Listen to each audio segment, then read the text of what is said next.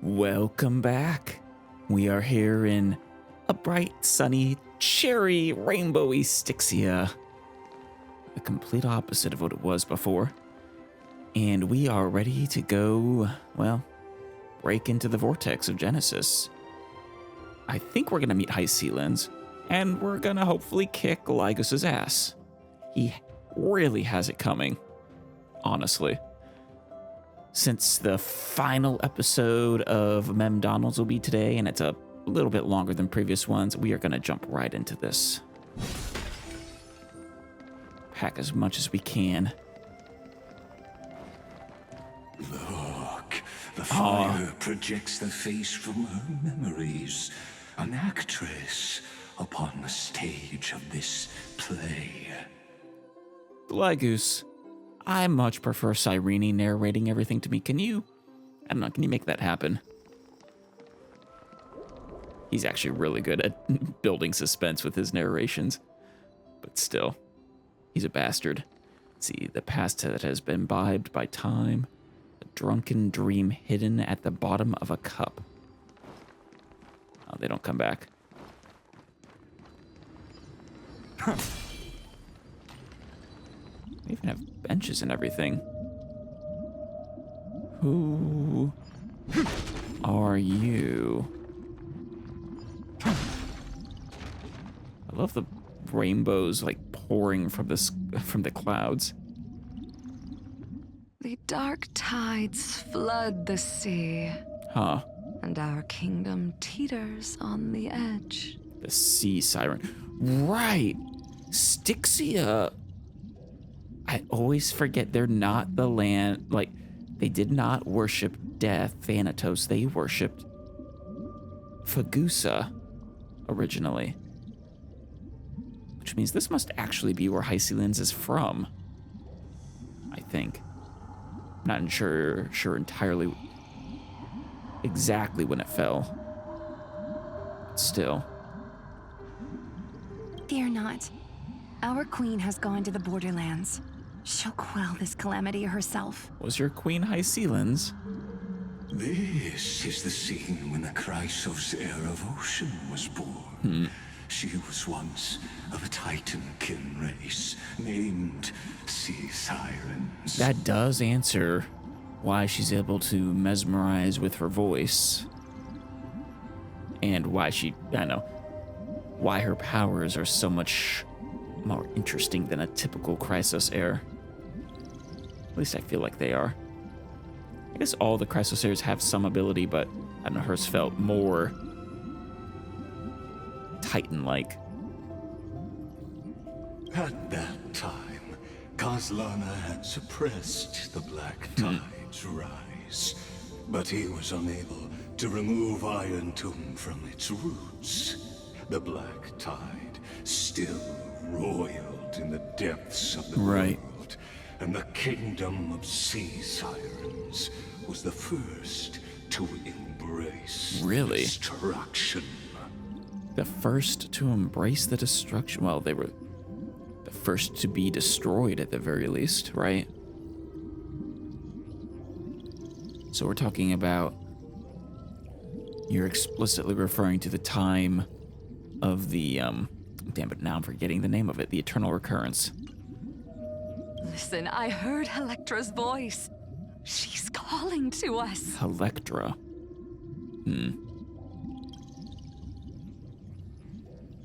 Let's go. Her voice carries the queen's command. Oh, thank you. Opening the way.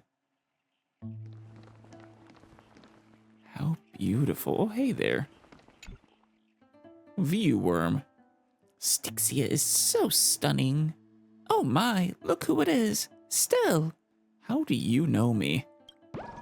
You've come all the way here. Let's admire the rainbow together. Eep. Gladly. I've already been admiring the rainbows. To keep the Black Tide from threatening the ocean, the queen gave her all, body and soul. The first song. Born of the queen's chalice, she bore the deepest blessings and inherited supreme divine power. Huh. Maybe it is Hysilen's. Nectar brewed in the womb by God. I am Electra, the first song. Interesting.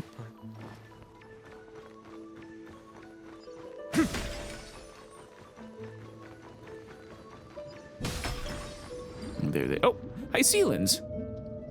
Probably memory Hysilen's though. Help, mother, sisters. Wait, mother. My sisters, you're finally here. Oh, it is Electra. Also sounds way, I don't know, more chipper than we know her as. That's interesting. Of course, Electra. Your beautiful melody drew us here. Electra?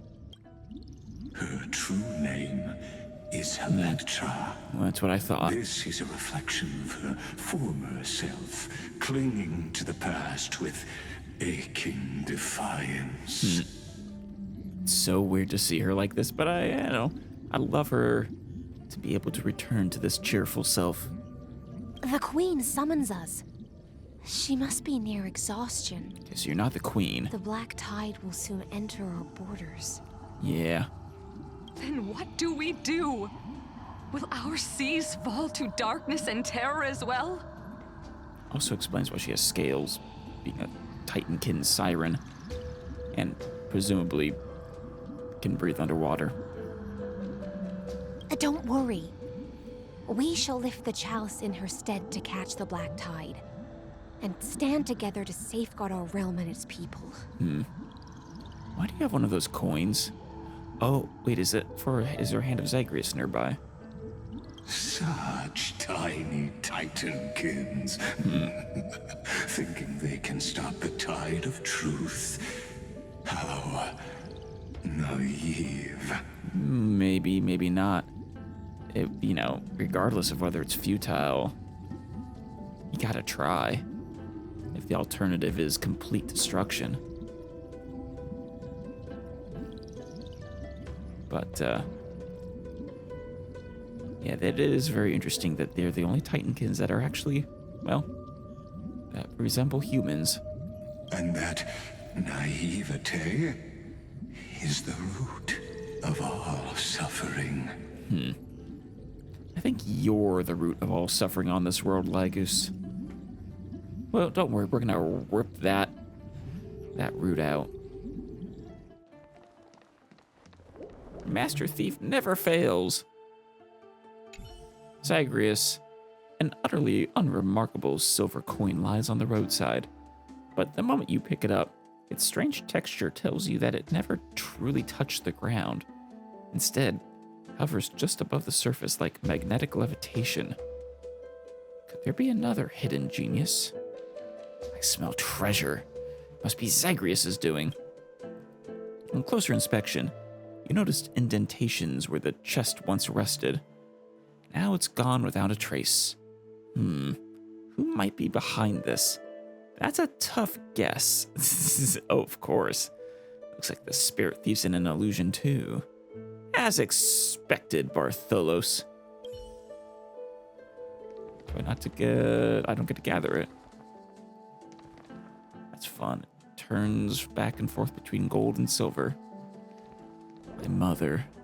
Oh, you know what? Hysilen's is probably the daughter of the queen. I'll bet. Oh, we can't The descend. Queen's palace lies just ahead. Even her once graceful form is now tainted and drowned in dirty mire. Yikes. I'm not ready to go down there just yet, though. I will walk to the end with all your wills. I saw all these, and I want them. Rather, I want to destroy them. Huh. Is that just any time we're around people? Because they're all memories?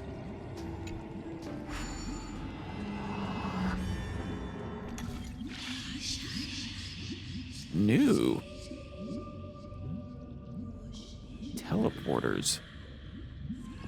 All right. 1, 2, and then I'll move there. Will be 3. Yeah, that works nicely.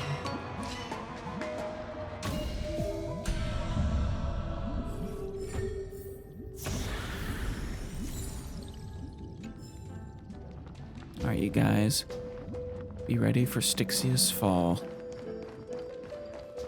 Oh, I don't know, maybe Styxia never fell in this version. What the? That is interesting. Star. Oh! I didn't even realize. There you are, Zygris. That failed. I surrender. If you keep pulling like that, we'll be split apart. Blech. I feel like the ground is spinning. I feel so sick. Wait a second. You're not a priest of Orynyx, but that messy gray hair. Say, this lovely miss, haven't we met before? How much do you still remember about me? Heh, you're a clever one, aren't you? Trying to bait old Bartholos into spilling the beans with a flick of the wrist. Not quite. I'm just curious. Heh, ha! I knew you wouldn't spill the truth, but you've carried a scent, one we don't share. And if it's what I think it is, oh ho, things are about to get very interesting. It would be such a shame to waste your talents on the right path. Would you be interested in a little collaboration? That's what I would have said if this were truly our first meeting. Pity. Damn, pity. Pity this is just a dream, and those outside the dream can never remain here. You are never destined to be the partner in crime I've always longed for. So close, yet so far. Bye-bye, my mysterious friend. Well, you do get a partner in crime. A little kitty cat. The phantom kitty thief. Bartholos vanishes in a flash. Seems like this shrewd titan has seen through the intoxicated trickery.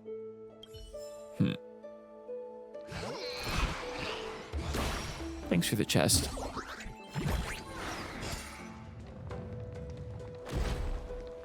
Why do you loathe the Earth Titan? It's the opposite of water, yet love the life that the land births. Huh. Well, I suppose that's a fair question. Man, Styxia was so pretty.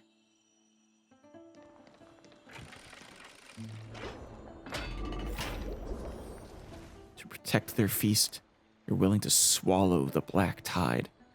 Let tears return to the sea. Oh God. You wish to swallow the tide?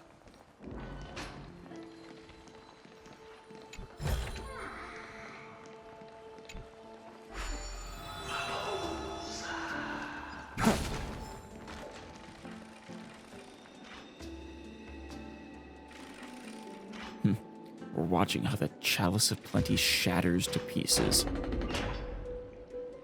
According to the quest, at least.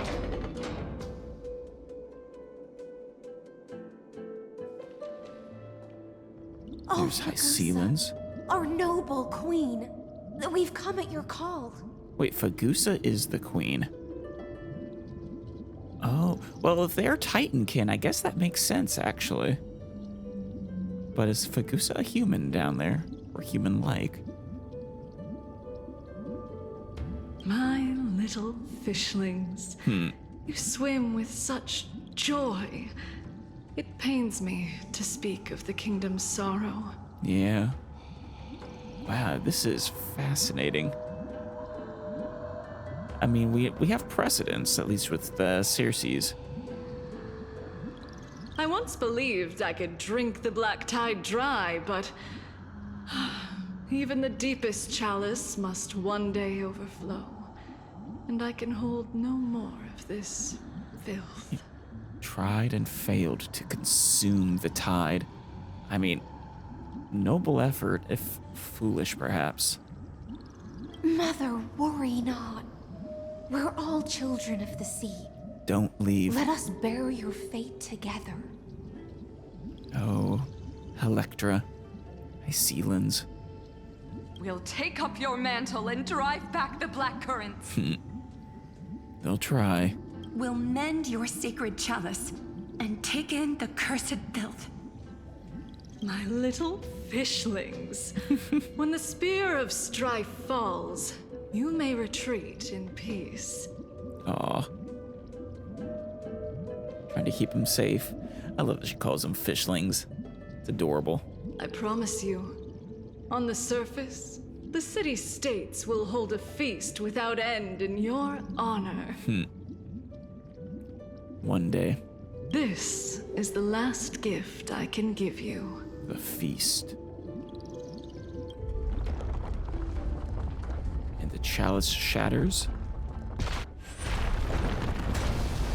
Oh, jeez.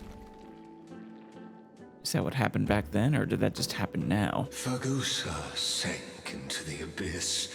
With the chalice shattered, their intoxication spilled into the black tide, birthing the first madness in Amphorius. Oh. So the black tide didn't used to cause titans to go mad? That was a side effect of this? Sea sirens followed one after another, hunting for the Titan's fragments, until their flesh decayed and their bones crumbled, all for the promised final feast. Damn. Keep watching, but tread carefully, for the stage ahead is crumbling with age. Just like her shattered fate. I suppose it's fitting.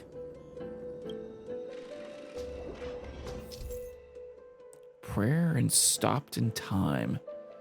Objects stopped in time will not immediately return to their original form when the rewinding process is interrupted. Instead, they will pause in their current state. Oh, cool. Await the feast. Stop the black tide, children. If only we could shatter the sands of time. Let the fish seek dreams, leaving a promise for a grand feast. She shattered into 10,000 teardrops. Damn. I think there's more all over the place. Alrighty. What do we have there? The Imperator War Chronicles? Oh, that sounds kind of interesting, actually. Yeah, she seized control of the city, set her ambitions in motion. Ever since Tribio spread the prophecy of salvation, the Imperator has been plotting a crusade against the Titans to claim the core flames. The Day Thunder Knight Seliosi proved that humans could kill a Titan by force. The peace treaty with Kremnos and the submission of the allied nations cleared the path ahead for the Imperator. Over the previous 50 years, some brave souls, inspired by the prophecy, also set out in a pursuit of the core flames, but none made a mark. Then, at the end of Light Calendar 3910, the Imperator's grand flame chase journey began in full force. Right. Then you get the Siege of the Grove. 20 years later at that. Apollonius and Ceridra. When the Imperator drowned Akima's elders in the lake and declared her dream of slaying the Titans, the world dismissed her as a raving despot. History had seen plenty of tyrants make wild claims in their lust for power. Even Akima's arch-rival, Castrum Kremnos, brushed it off as a cheap stunt to rally support. After that, the Imperator's actions seemed to be proof that her previous speech was just a moment of passion, because for the next 20 years, she seemed to be quietly, silently, and methodically building her forces. Spies from Ladon, who escaped Akima, claimed she had gathered thousands of Chrysos heirs into a specially structured army. one strong enough to flatten any city-state in half a day. Fear rippled through the states, except for the ever-restless Castrum Kremnos, eager to test their blades, but bound by the peace treaty. All they could do was sharpen their weapons in silence. This is before... actually, the drowning... No, yeah, this is before we arrive. Apollonius, once a sage of the Grove and now an advisor to the Flame Chase army, was sent as an envoy to the Grove and did not return after 3 months. The Imperator then dispatched Dux Carminum, Virginia. Oh, her too. And one split body of Dux Fatorum Tribios to the Grove. A single Tribios. They too vanished without a trace. Rumors, shouldn't Tribios know what happened though? They are linked. Rumors swirled that the 4 sages from the Lotophagist, Caprist, Noticed, and Venerationist schools hated the Imperator, imprisoning her envoys and plotting to overthrow her rule. Not long after, the Imperator herself showed up with a small retinue, oddly without the famed warriors Dux Gladiorum, Dux Frigoris, and Dux Brimalis. The scholars of the Grove, seeing her seemingly weak force, lowered their guard and welcomed her beneath the branches of Circes. But the Imperator's few dozen followers weren't what they seemed. They were the first elite Flame Chase army, all Chrysos heirs trained and battle-ready. That very day, the Grove of Epiphany fell. The Imperator threw the 4 sages into prison and proudly displayed her greatest prize, the core flame of romance. Wait, that was kept at the Grove. She then declared her next target would be Georios of the Earth Titan, who was slumbering deep beneath the Olenus Plateau. It would be another 26 years.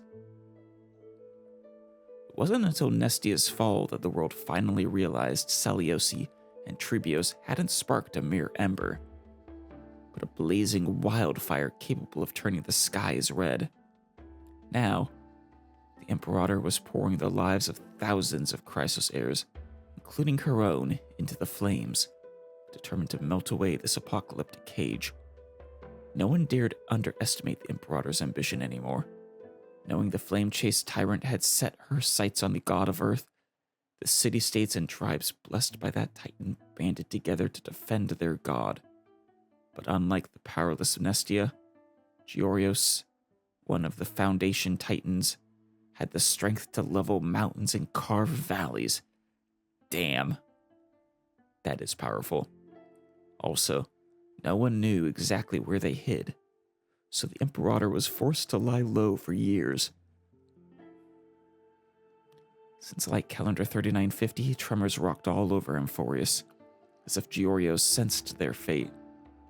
In early 3955, an unprecedented quake tore through the Linus Plateau. Georios' battered divine form rose from the abyss. The Imperator realized the Titan would soon be out of control because of the Black Tide. And that is always the case. If the Chrysos heirs don't hunt down the Titans, the Black Tide's gonna destroy them anyways. Of course, to the people, they probably would never believe that. Would soon be out of control because of the Black Tide, so she stopped waiting. At the end of the year, she led her Flame Chase army west in a passive campaign from Akma. Early in light calendar 3956, they crossed the Tritos plains into Olenus, only to be ambushed. Olenus, Odressian, Icaria, and Handak, 4 farming city-states once under the Earth Titan's protection, united to block the Imperator's advance. Probably a foolish effort. These city-states had been ravaged by earthquakes and were poorly armed, their forces mostly farmers. not a match for the Flame Chase army. But the Imperator didn't come in swinging like before, unleashing brutal slaughter. Instead, she ordered her Chrysos-era elites to swiftly break the lines, focusing on wounding and disarming rather than outright killing, rendering their resistance powerless.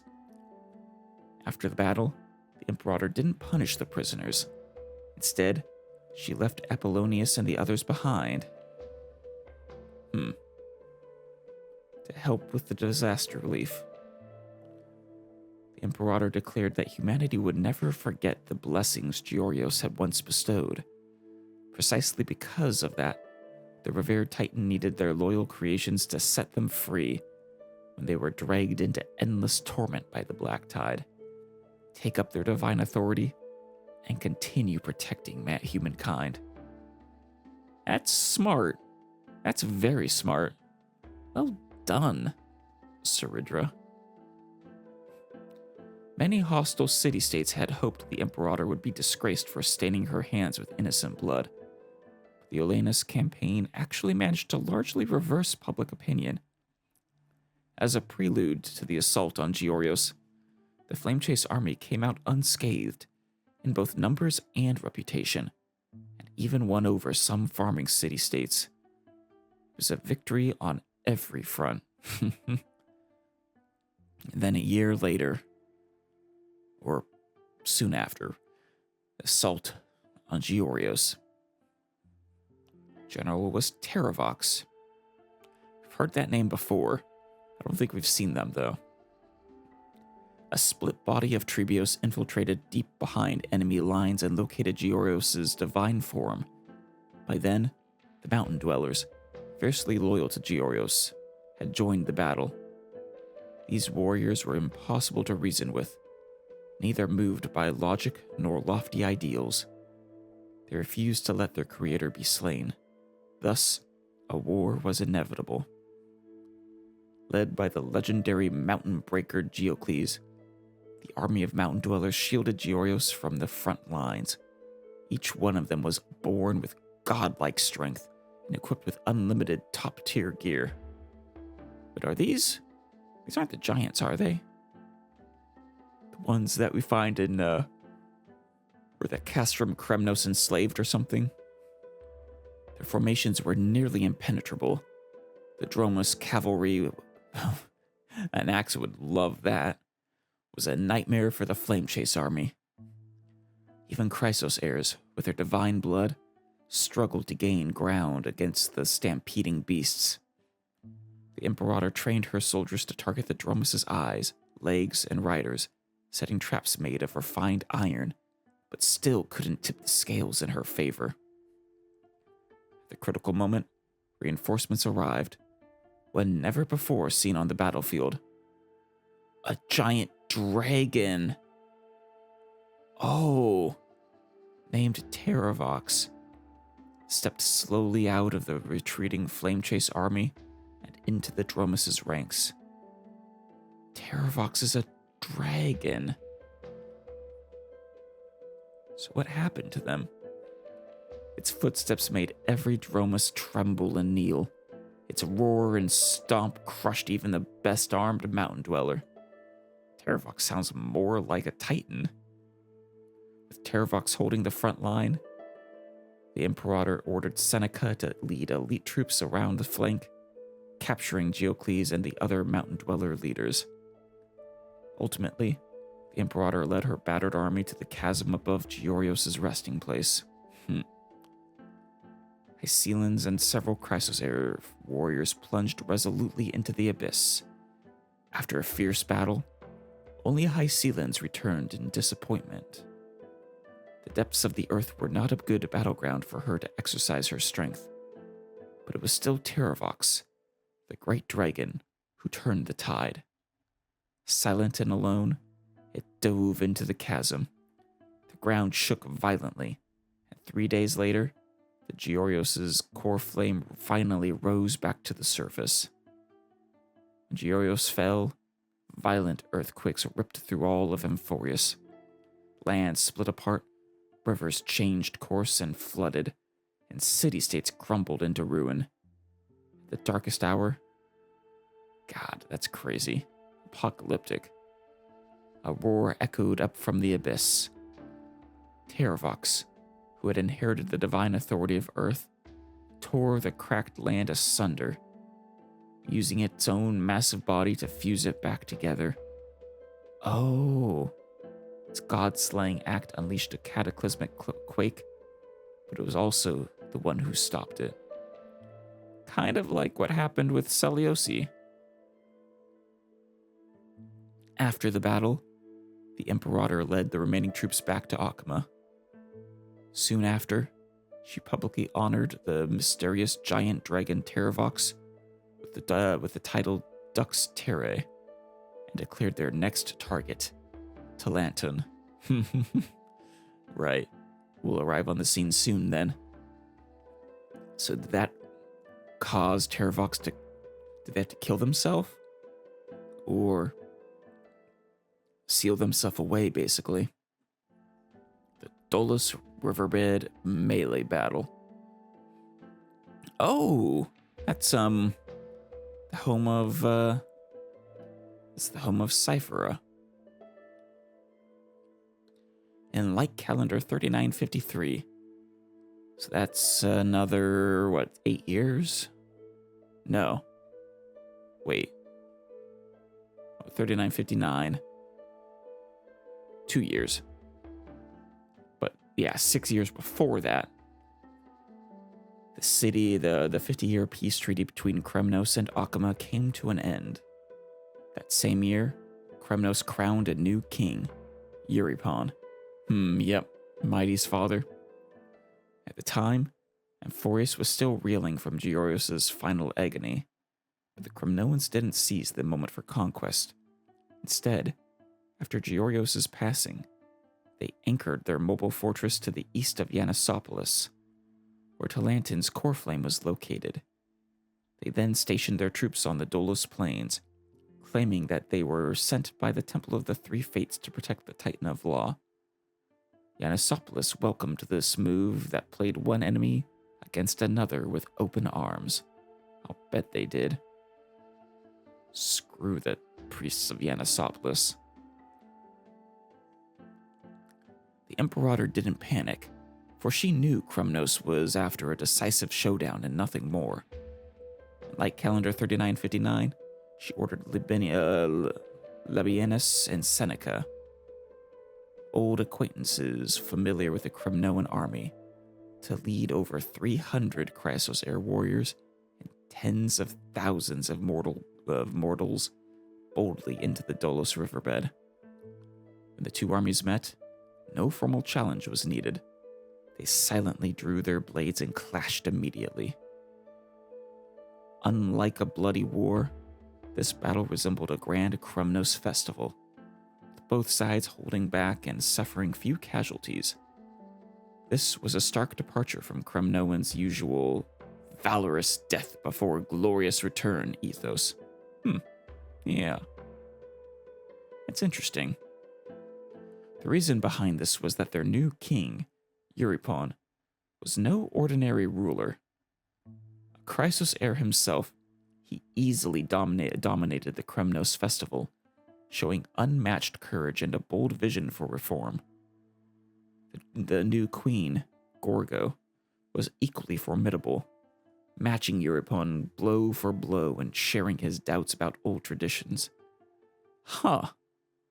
Under their leadership, Kremnoans, once fixated solely on blood and glory, began to take a broader view of the world's fate. This is fascinating because I feel like the Euripon we always heard about wasn't like this at all. Or did he change after Mighty was born? And I think he got a prophecy that, I forget exactly the nature of the prophecy, but it was something about Mighty visiting destruction or being his unraveling. I don't remember.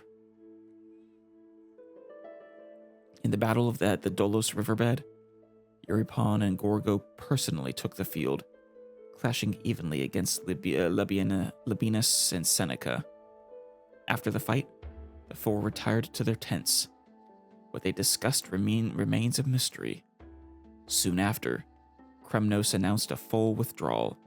Yanisopoulos, sensing impending disaster, was about to issue a divine edict calling on allied forces to quell the threat when the Flame Chase army suddenly appeared at their gates.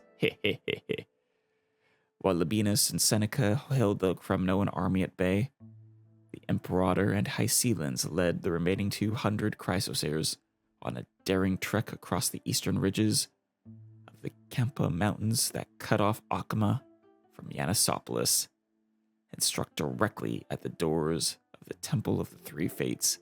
I love it. She is actually a good general. The siege of Yanisopoulos a year later. After linking up with Labienus and Seneca's main forces, the Imperator sent envoys into the city to demand surrender, while she set up camp outside Yanisopoulos and held position. When the city refused to surrender, the Imperator deployed troops to guard all key roads, cutting off any external reinforcements. She then pressured the city relentlessly, claiming the Kremnoan army was also eyeing the tripartite prophecy and inviting Yanisopoulos to accept Akama's protection. But the offer was turned down again. In the end, the Imperator chose to initiate a secret negotiation, the details of which no one knows.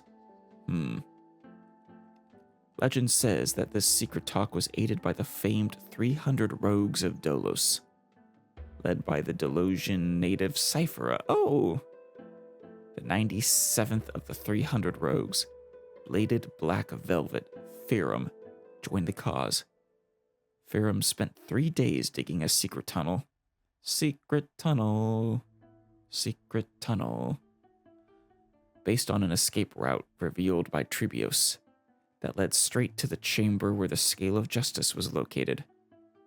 Saridra herself led a small team, including Dux Gladiorum, through the tunnel and into the city, where they unexpectedly ran into several stubborn priests. Oh, it's over. It's probably part 1. Fascinating, though. Hey, I see you there. Yes, it's very nice. Hopeful worm. I love the color gold. It's a color that symbolizes romance. I heard that the nymphs of romance are actually a flutter of butterflies. Yeah. They must be worth their weight in gold.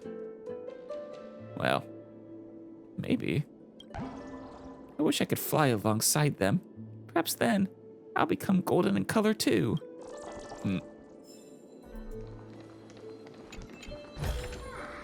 I've appraised it all. No fakes. No fakes, good.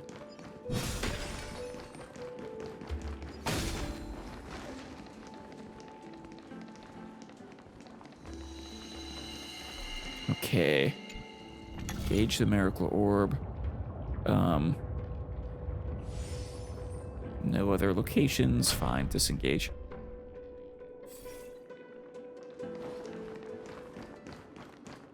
I'll take you.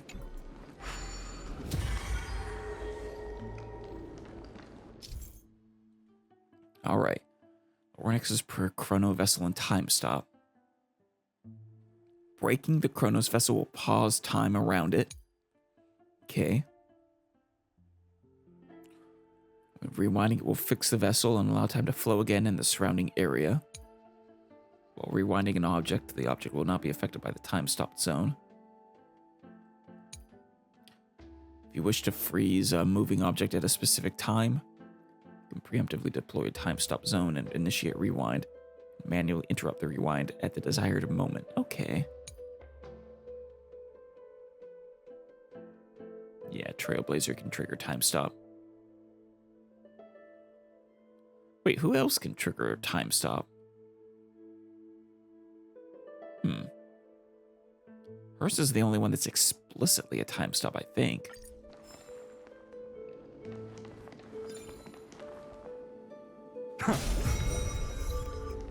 The world.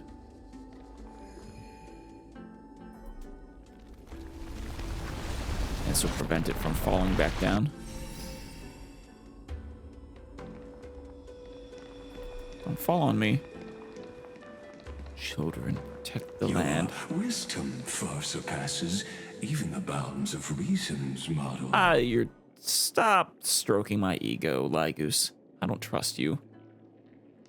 It was not that complicated of a puzzle.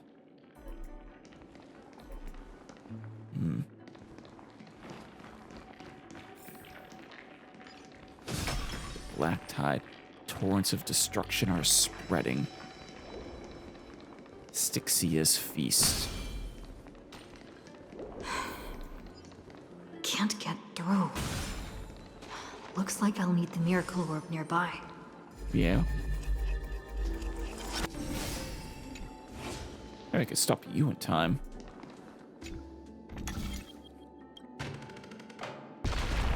Bye-bye. The ending was written long ago. Even you cannot rewrite it. Just like this poor chandelier. No, I disagree. Lygoose. You're pretending this is fate is a strategy on your part to try to get us to lose motivation and give up. And I see right through it. And it won't work. Sisters and their mother or something.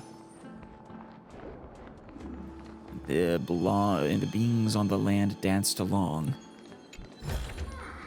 I've appraised it all. No fakes.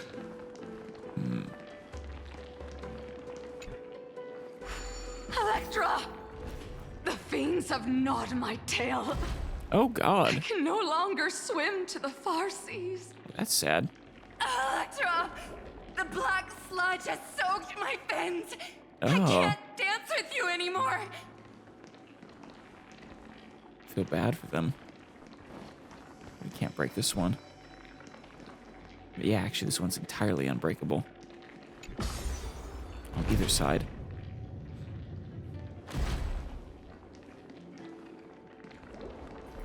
Torrents of destruction. Fate will eventually murder the hope. No. Sisters, don't give up. Remember the Queen's promise of a feast in the city called Styxia. That's here, isn't it? I haven't forgotten. It visits me in dreams every night. I dreamed of a shining city, Pain. its lights piercing the deep gloom of the seabed. Are you not actually in Styxia at this point? Are you actually underwater? It just looks like you're in Styxia. I dreamed of children Torture. placing garlands on our bone horns, and poets praising the sea sirens for shielding the world. But what a shame. Death. We can go no further. Please, sing to the humans for us. Sing of the deep sea's legend She will. in our place. She'll carry on her people's will. Alone. At the Imperator's behest. Those are new. They're just memories.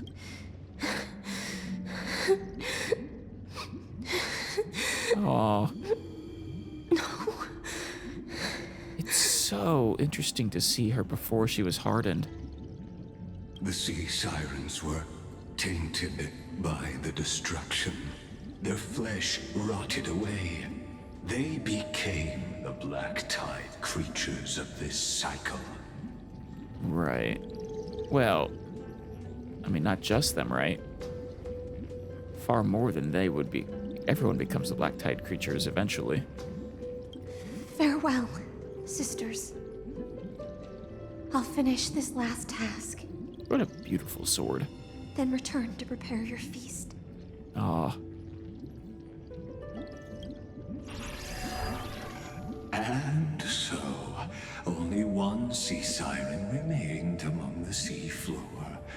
Hysilen, swimming alone through the seas, burying her kin, and searching for the fragments of the chalice of plenty Perhaps that's why we always see this sort of wave-like distortion. It's because we're supposed to be underwater, and none of this is actually happening where we are currently. Though most of that journey was in vain, why not let us use the power of time to leap ahead towards the journey's end? Well, you don't want to experience the journey, Lygus? To reach the spirit basin, You that eager? I'll need to call upon the power of the chrono vessel. Souls drift toward the feast, yet the bones have forever sunk in the river of souls. Oof.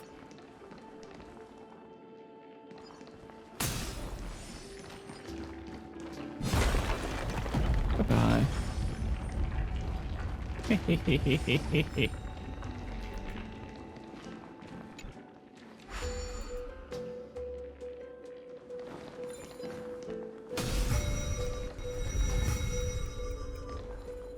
Now I want to get this one.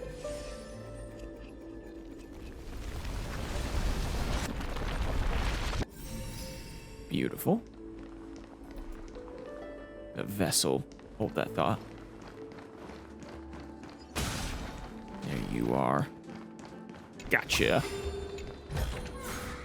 Is this also a blessing of the Trailblades? All right. Oh, cool. Oh, revived mother. My sisters At are gone. last. Only I The remain. chalice of plenty is whole again. Oh, you succeeded. The lance of fury emerges from the river of souls, and the gods reclaim their duty to hold back the black tide. I am freed from endless toil, and now walk toward the rites at Styxia. Damn. Hysilen. I bore my sister's dreams upon my back, You took on a did. graceful human form, You did. and hoped to find a grand celebration on the shore. So you guys do have a non-human form. Interesting. My fins became legs. My scales became skin. And the sea foam on my body became a shimmering gown. Damn. I would love to see what you looked like before. But when I stepped onto land, there were no festivals with honey brew, nor poets plucking harps, 'Twas a lie. only silent death, drifting gently along the river of souls. I'm sorry, Hysilen. When she fulfilled her wish, she only found Styxia to have already repeated the mistakes of previous cycles and was swallowed by death. Oh, Hopes and promises are nothing but the foam of dreams. wait, didn't you say she was swallowed by death? You mean that in whatever version of the timeline that you're recounting now, she died in Styxia, never having met the Imperator? I am a sea siren, a vessel born to contain the tides. Now that my task is done, and the promise is broken, Maybe not. A house of How? lies. am I to go on? In a world drowned in shadow, Oh, nihility. Fagusa, my noble queen. She evaded my questions with drunken stupor. She told me a grand feast awaited me in the surface world. She did. So I wandered lost, groping through the dark. Or Hysilen. The feast she spoke of. Where is it? The second song. Lonely Blade, I shall grant you everything you seek. Oh, Saridra. And this is why she gains Hysilen's loyalty. Finds her lost and broken. Desperate for a purpose. That's an interesting mural. The dusky battlefield. I saw fire.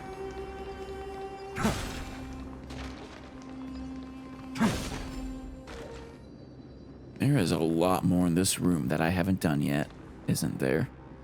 Well, oh well. Why, hello there.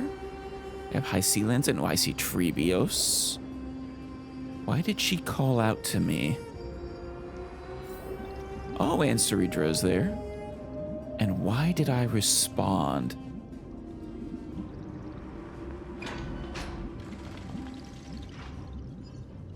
Little leg? After wandering the surface for ages, the lost sea siren met her future conspirator. I wonder how long-lived Hysilen actually is. I mean, as a Titankin, she might just straight up be immortal. It is interesting that a Titankin can be a Chrysos heir too. I mean, I guess we've never heard a rule against it, but just, it's a thing that never really crossed my mind as a possibility before this. You quelled the wars alone and forced strife into retreat. This swordfish that commands thousands of legions. Whom does she serve? Quelled the wars alone and forced strife into retreat. That's actually extremely impressive. It's Saridra, the moment they met. Also, wait. What do you mean she commands thousands of legions? Does she? Did she have armies that came to follow her? Because as I understood it, she was alone when she left the ocean. Yes, Saridra, long before she became the Imperator, was already burning with ambition. Yeah, I think that's a constant of Saridra. Sovereign who follows prophecy. I am no one's sword. I am just a wandering fish, seeking clarity through bloodshed. Damn. Oh, Hysilen. It's probably the name she's gonna give you, isn't it? Seeking clarity through blood. Then how about letting the sword dance for me? And letting the violin sing in my name? Her flame. Tell me, what is it you seek? Gives such warmth, such brilliance. She seeks a feast. I want is a feast where I might belong. Aw, I wish. Is this the whole reason she starts preparing feasts before every excursion? Such a demand is trivial with the Sovereign's authority. I'll grant you a banquet worthy of conquest and comrades to toast beside you. She will? Oh, Treeby is so happy there. I love it. But Knight, you must offer me your heart. My heart? Figuratively. Don't have to carve it out or anything. Probably. Yes, a loyal heart that will generate no betrayal. And she will live up to that. You were deceived by gods and drowned in the ocean's darkness.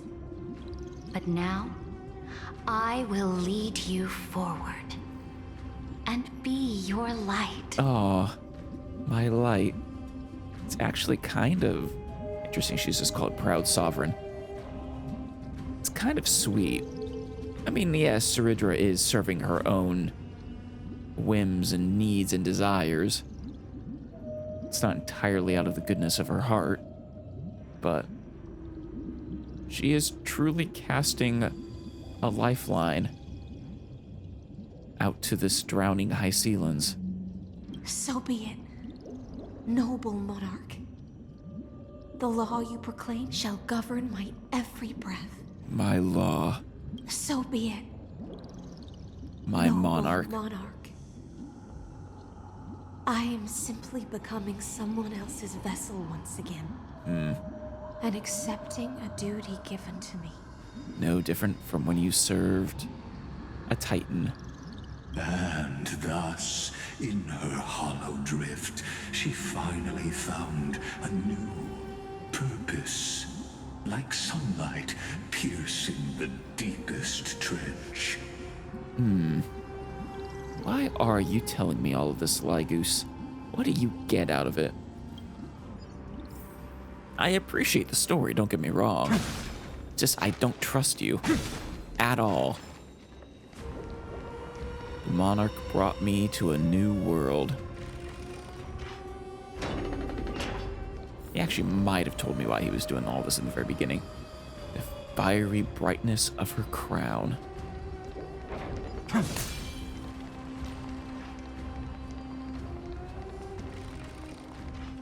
I'll take this.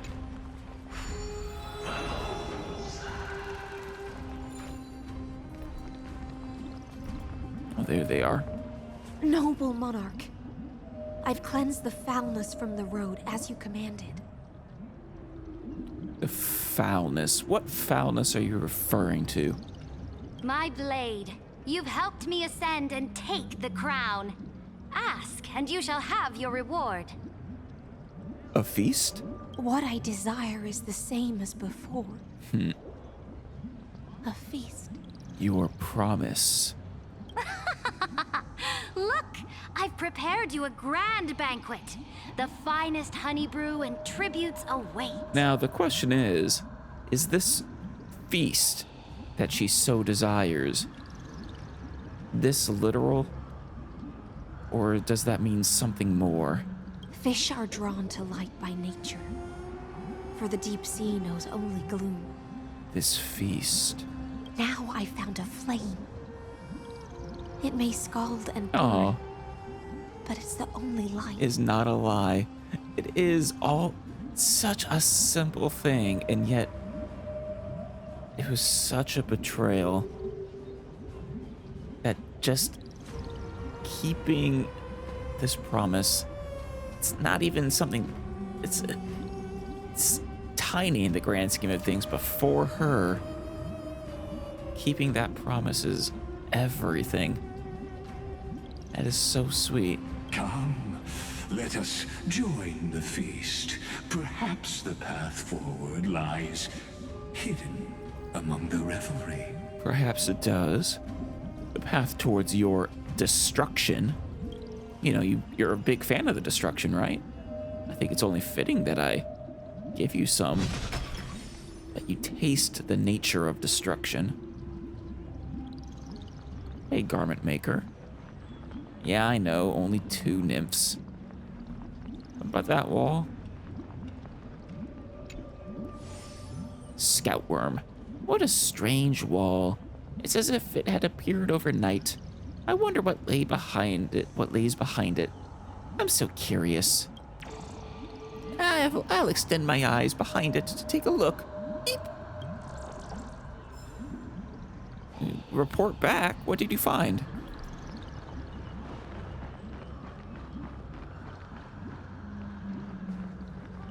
Hey, feasters. Oh, could I get a drink, please? No? Ugh, rude.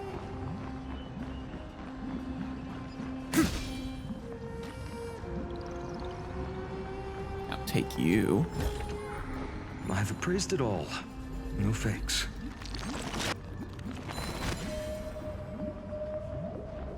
Looks like, the people's laughter.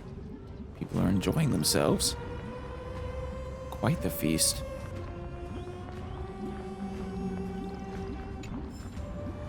Chalice of Plenty's Sigh.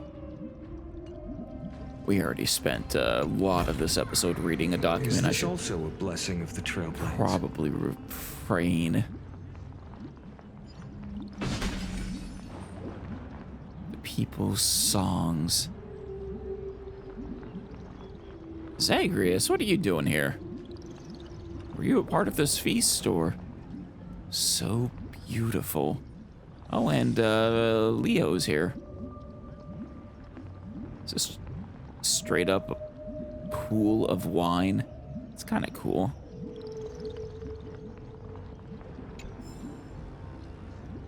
To know something through sweets. A study of honey brew and personality. Just a review of different honey brews or ingredients for honey brew. That's funny. Hey, Bartholos. Hey, buddy. You came at just the right time. Tell me, why do humans invent such cruel entertainment? Cruel? What are you talking about? Oh, come on. Take a good look at me. Big, round, and purple me. Looks like just like a grape, right? Kinda. Picture it. Countless humble old Bartholoses squashed beneath your feet, bellies bursting in despair, with unspeakable goo spewing forth. Do you not like wine? Tisk! The horror, the cruelty. Are you people even take that as an entertainment? I don't know if that's entertaining. What you get out of it is quite nice, though. What a fudging genius you are. What a strange way of talking. Where'd you pick that up? You know, here and there. Anyway, since everyone seems to love the feeling of stomping on round, juicy purple things, and why's no one ever tried stomping on old Bartholos? I mean, look at me. I'm basically a walking grape here. I mean, do you want us to stomp on you? We can try, but I don't think we're gonna get good juice out of you. Mom, there's a pervert here. Humph. I could accept grapes getting cruelly crushed, but me, Bartholos, not even qualified to be stomped flat? I've been standing here for ages, and not a single soul spares me a glance. Can they see you? But now, at long last, you speak to me. That settles it. Either you squash me or I squash you. One way or another, someone's playing with me today. Do you want me to fight you? Yeah. I'll squash you, don't you worry. Are you happy now, Bartholos? Euphorius will welcome. Did I juice you sufficiently? Oh dear, yeah, right there. You've got talent for massaging. Mom. Seems your belly won't ooze any goo. What? You were actually fighting for real just now? Oh gosh, good thing I surrendered early or my precious tummy would have gotten split in two. Of course I was fighting for real. You asked me to, remember? You desperately wanted to be squashed. Anyway, poor old Bartholos, unloved and tragically short-legged. No-legged and more like it. Has now participated in a real recreational activity. What a joy. Congrats to me. Congratulations. Applause, applause. Back in the day, I was a legendary master thief. Even Kefli and Thanatos would have to show me some respect. But now, maybe I'm just too good at going invisible. I stood around half a day, and only you noticed me. Well, you say back in the day. Are you in this current time, or are you a mirage like everyone else? People always say the greatest hides in plain sight, but being too untouchable makes you feel lonely sometimes, you know. Hey, Gray here, you look familiar. Next time you're bored, come hang out with me. That old Bartholos experienced a little about being a grandparent. Wait, what? Where'd the grandparent come in? Just kidding. If family jokes aren't your thing, feel free to erase that one from your memory. I don't think I got it is all. Yeah, I didn't quite get the joke there. Sorry, Bartholos. Not all grapes make good wine. What, are you not going to give me? What? Bartholos? Not a single stellar jade or chest? Asshole.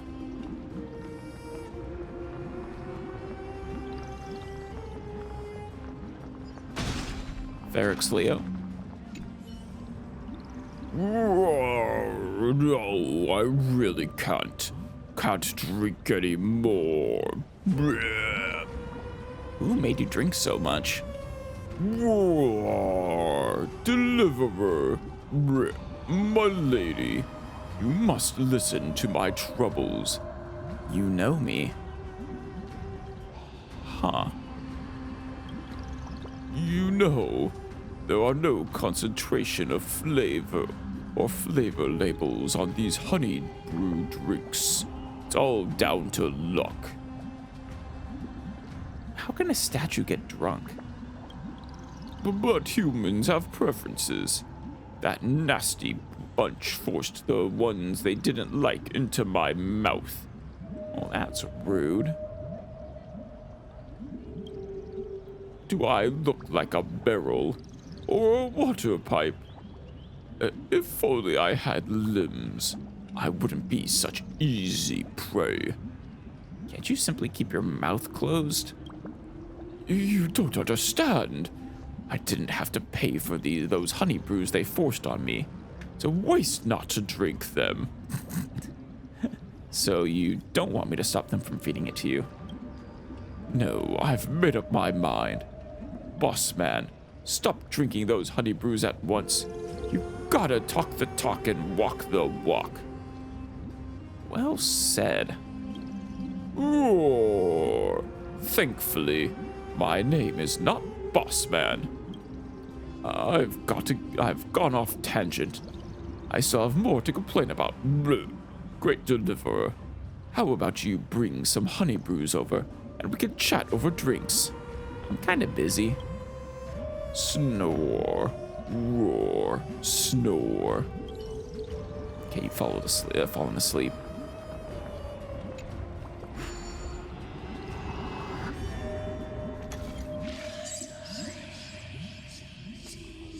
Well, there's only one option initially.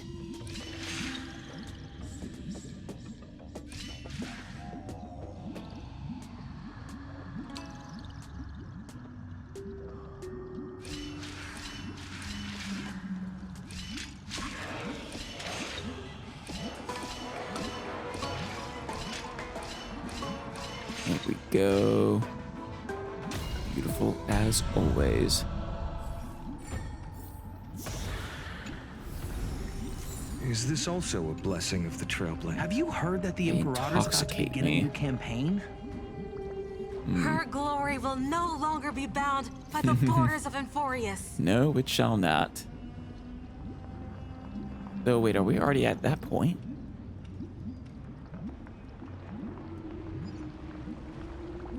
Where I guess they got the prophecy about, this beyond the sky. There's Hysilen's, Treeby, what's your name again? My faithful subjects, tonight's feast is not just for the past. It's a toast to the future! To the future, hear, hear. Born from our golden blood is an unstoppable colossus. Our iron beast to trample the universe! Is this what she originally told people? That doesn't sound right. Great monarch. I've heard the conquer universe the stars. teems with great threats. Can we truly remain invincible? To conquer the stars? Can she truly do this without suffering harm? No. Are you manipulating the past, Lygus, that I'm being shown? Is this after you initially made contact with her, but we know she doesn't trust you, and that eventually she's going to turn against you, openly? I'm not sure if she chose to wait and meet us before deciding whether to trust you or not or what, but I'm shocked she's actually telling people all of this. I didn't realize. Fear not. Before the troops of the destruction, such rabble is no more than cosmic dust. So you say, and don't get me wrong, Lord Ravagers are incredibly powerful and dangerous.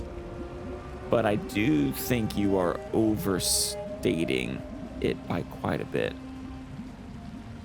There are plenty of things in this universe, I think, that can pose a threat to a Lord Ravager. Namely, eons for one. But, you know, emanators for two.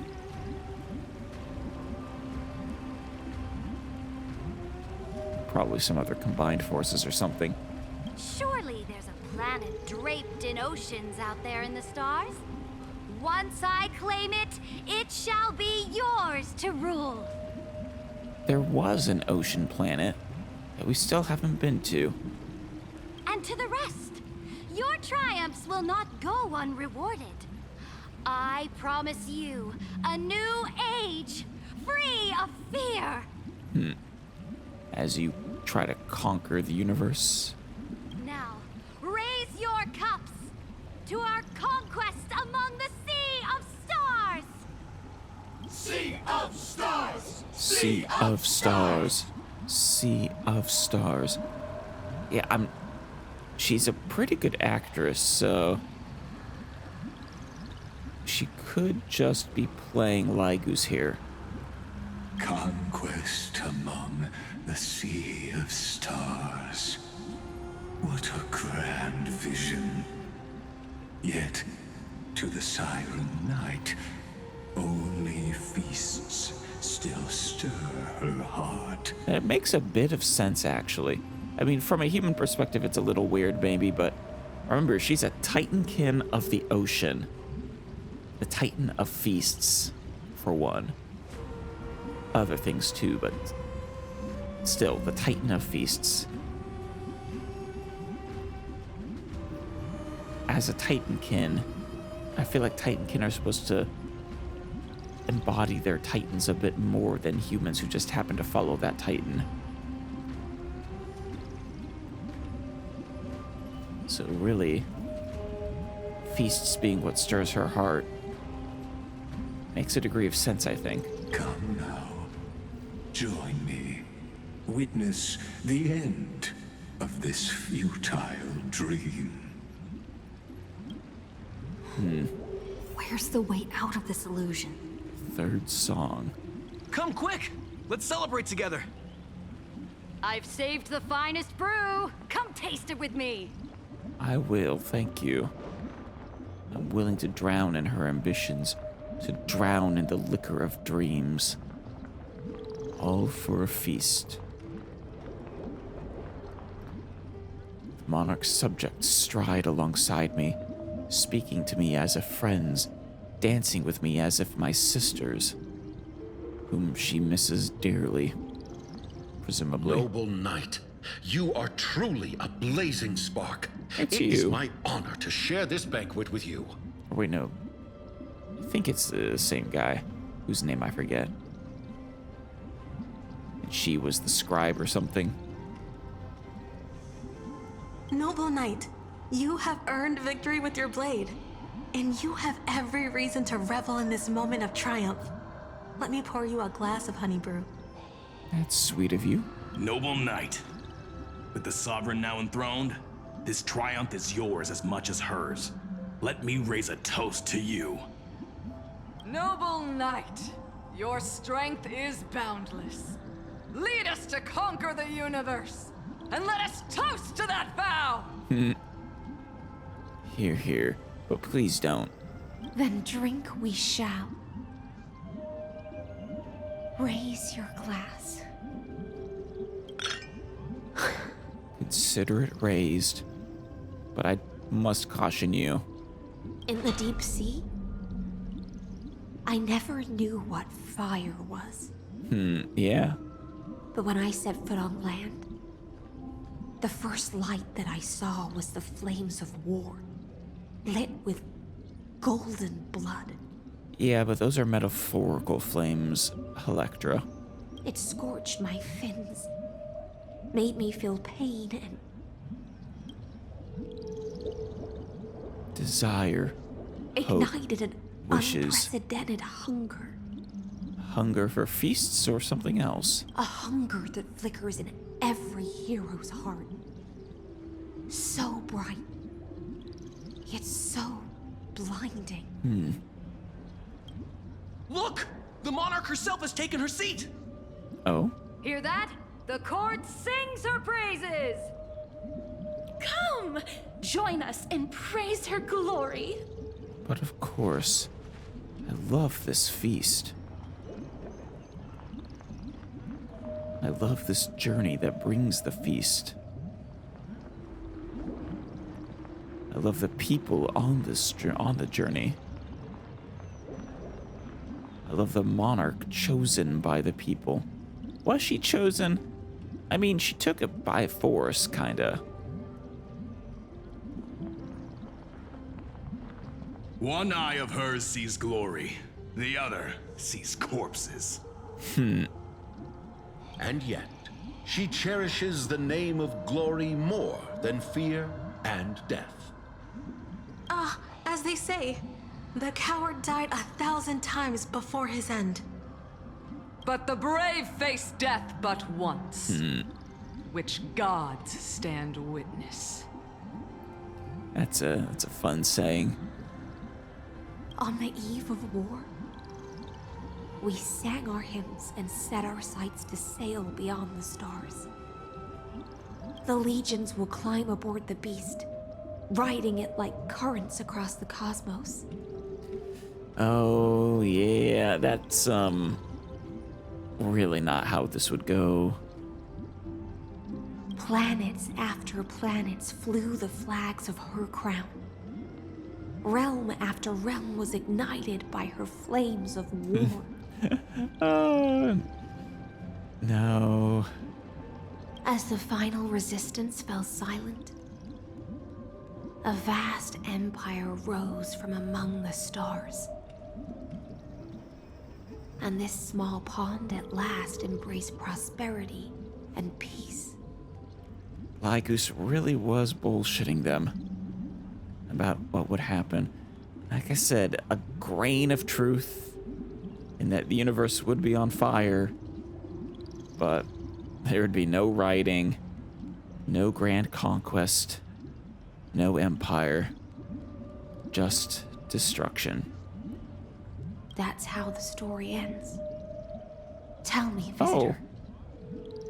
In this dream, did you enjoy the show? I did. It's not the right ending. After all, beneath that still surface lie the bones of countless dead. So this is your dream, Hysilen, that you placed yourself in while waiting for me. It's time for me to wake up from this drunken dream. Oh, it is. Indeed. I have long known. Oh. Damn. What are all these doing here?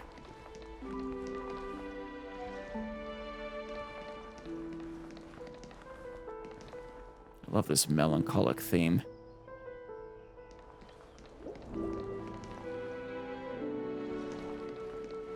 Light up the dawn.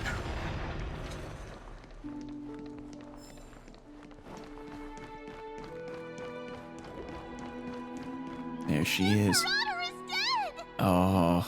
The Imperator is dead! The Imperator is dead! My Imperator is dead. Oh, how hard did that hit you? My childhood musings, huh? So naive. Oh, Treeby. Running around.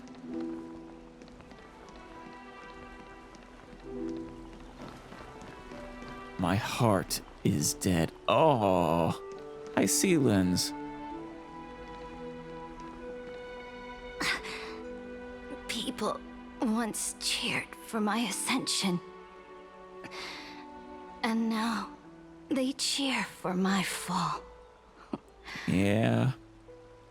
'Tis the inevitable fate of a tyrant. The cosmos.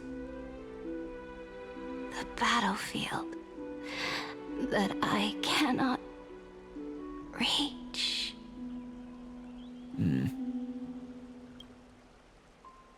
Ceridra.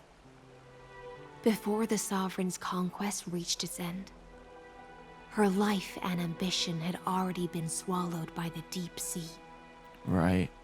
This is the true ending. Her grand designs torn apart by the blade. Her regal robes soaked in golden blood. Surely she got that as part of her prophecy.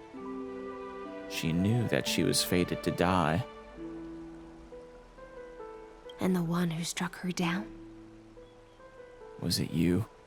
The one who struck her down. Killer is...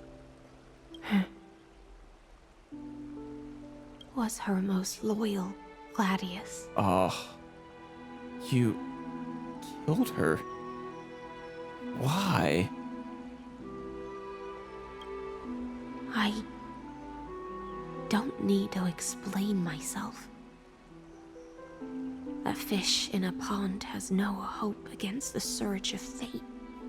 You don't need to, but I would love it if you could try. I wandered the shore, found a flicker of flame, only to snuff it out with my own Oh, hand. Hysilen is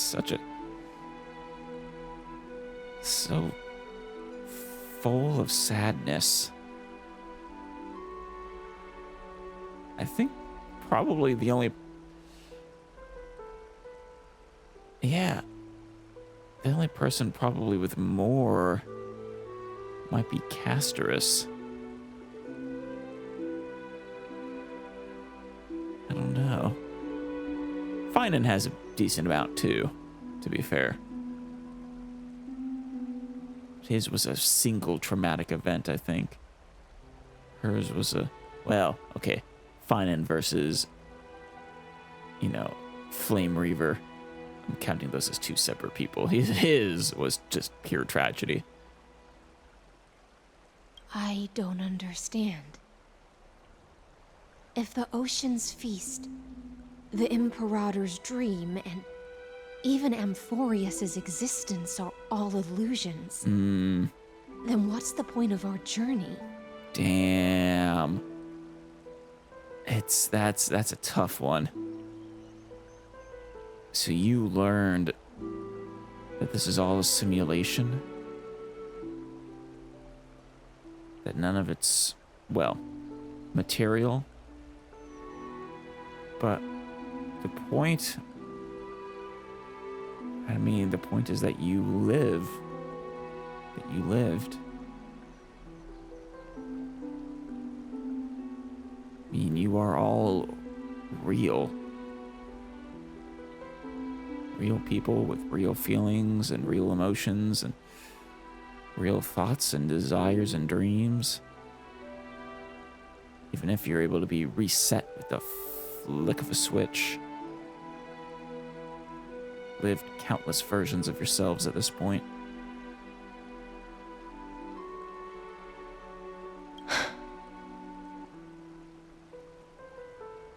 Don't worry, Hysilens. Cyrene will ensure this story has a romantic ending. When the Deliverer returns, I will let this absurd celebration come to an end. Oh. But Greyfry, I can't help but wonder. Yes? How I dearly wish this feast of the Flame Chase would never end. Oh, I get it.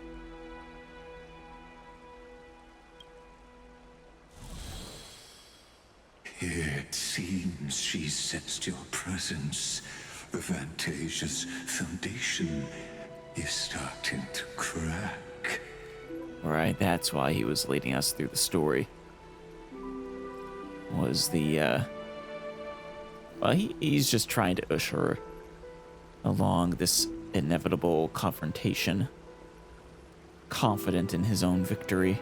Let's return to the prologue. Remember the allegory of the cave? Yeah, Can the vaguely. prisoners in the cave learn to see the shadows and echoes for what they are and stop mistaking them for reality? Are you talking about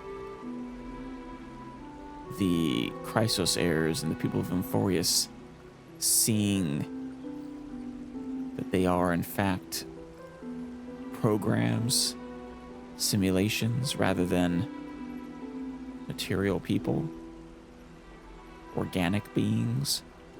As you've seen, when she cast off her chains, finally turned to look around, and moved her legs, her reward was nothing but searing pain.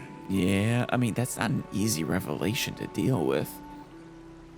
The light will blind her, for the fire behind her had never once actually touched her eyes. Her legs will buckle beneath her, for she had never learned to walk forward. Oh. And so she fell into infinite confusion and fear, and came to firmly believe that the shadows and echoes were the real world.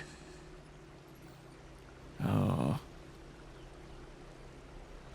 Well, you say that, but at the end there, it sounded like she had realized the truth. But we in the cosmos, are we truly any wiser than she was?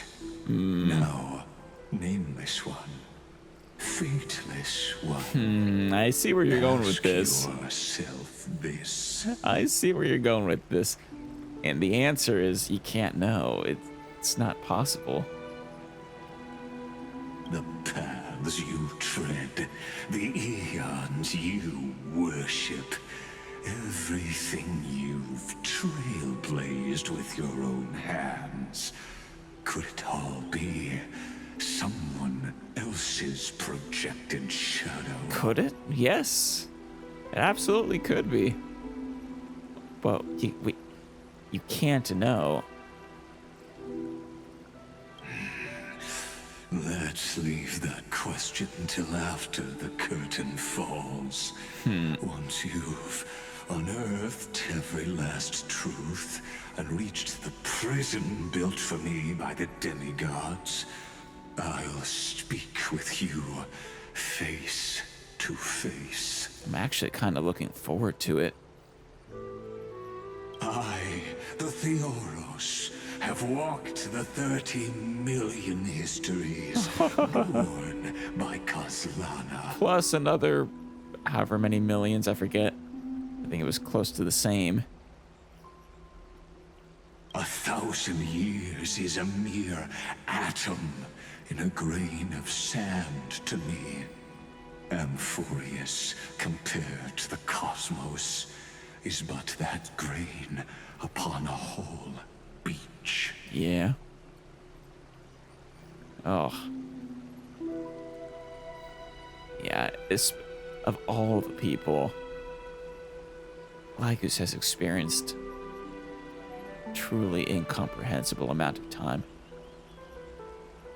I don't know if that much time has changed him, or maybe he legitimately believes that. It wouldn't surprise me. Maybe after observing Emphorius, he got the idea in his head of what if his own universe was just the same.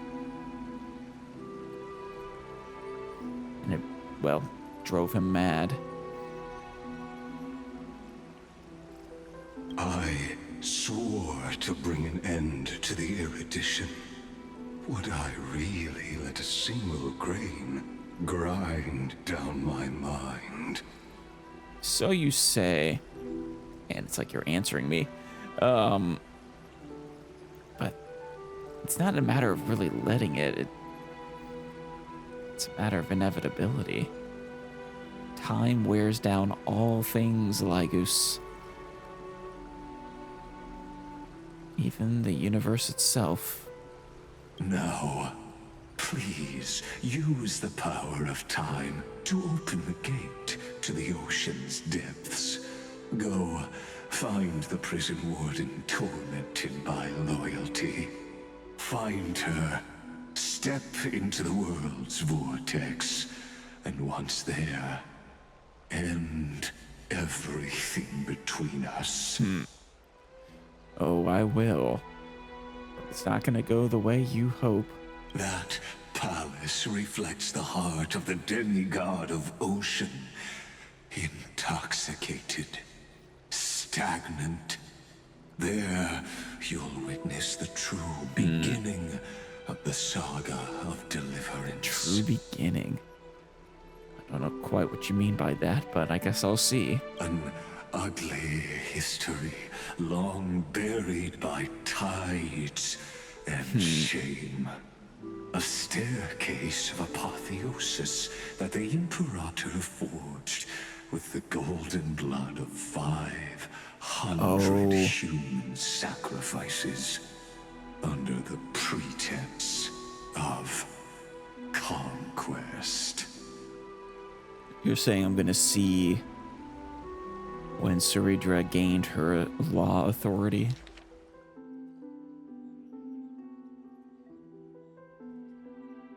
You said the true beginning of the Saga of Deliverance, but that's not really the beginning.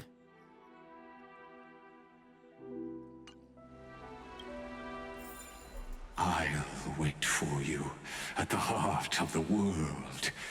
But to reach the place, you must find the prison warden, lost in her stupor. I shall.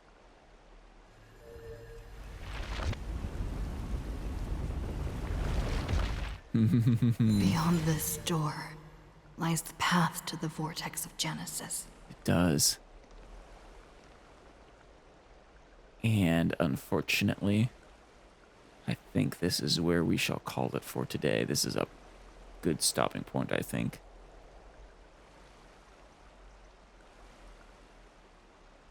I have a feeling that from this point on, it is going to be the downhill of this roller coaster.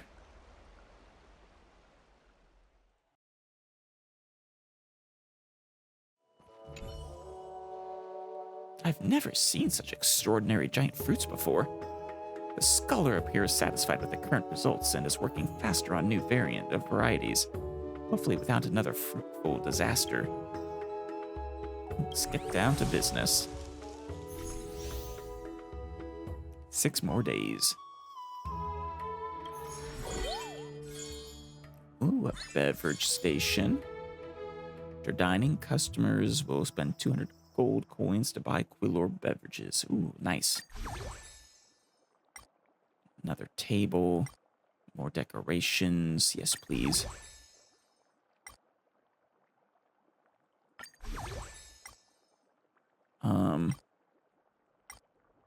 Ooh, expensive for the next table. Same with you guys. Our seating capacity increased by 1.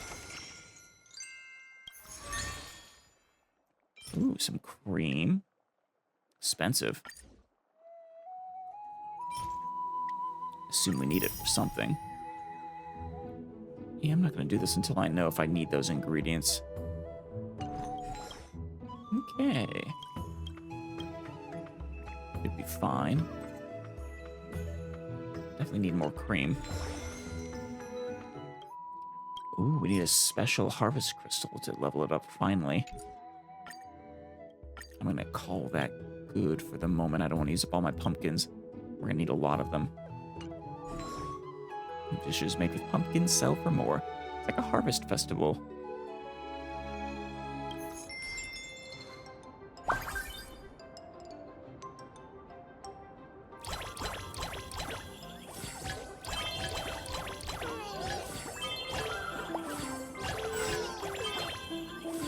Let's keep it going.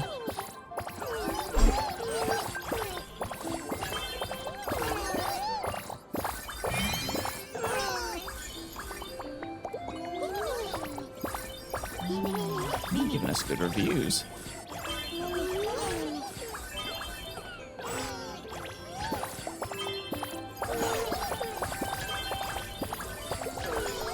A lot more customers to go through. Wait,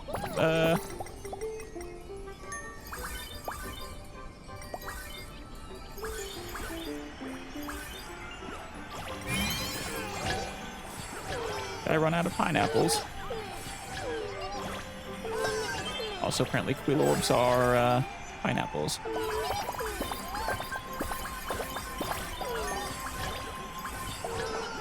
And have our staff falling asleep.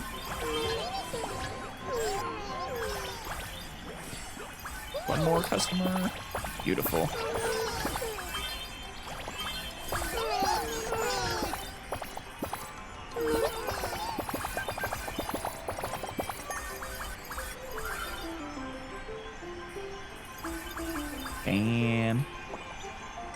Fantastic.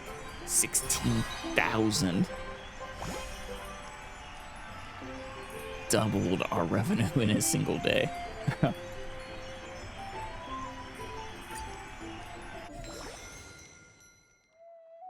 Actually, there's something I will do. Our farming. Here we go.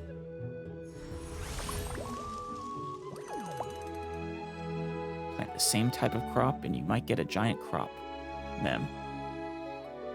Okay. Great! Those giant vegetables from the fields are fully ripe now. They'd make excellent promotional items for the restaurant, so I brought a few. I wonder how we should best put them to use. These giant vegetables are remarkably heavy. Pulling them here even exhausted me and Mighty. Damn. Well, we should get a cart. That's what happens when you lack proper strength. Come on, let's get the restaurant decorated before the customers show up. Yeah. Ooh, good. Nice. Very good. This is exactly what I had in mind. Professor, step in my giant crops and help us get ready to open. Looks like our agricultural expert is pleased with the results. The berries are starting to arrive now, too. Time to open for business. The Harvest Festival at Membrance Maze is finally opening today.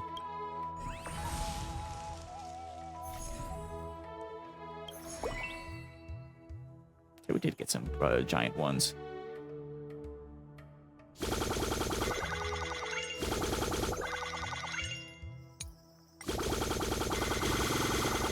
So these ones can be giant as well. Jeez. Okay, let's get corn, wheat,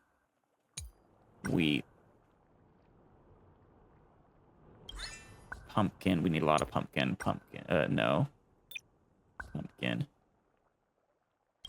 Pineapple. Sorry, quill orb. Okay. Ooh, that's a good one. There we go. Another dining table for 2. And let's get him to spend more on quill orb beverages. Oh, can we upgrade your levels again?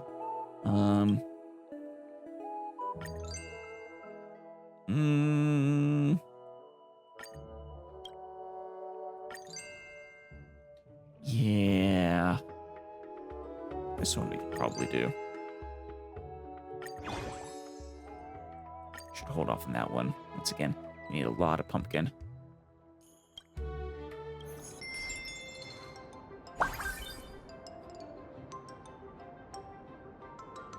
Here they come.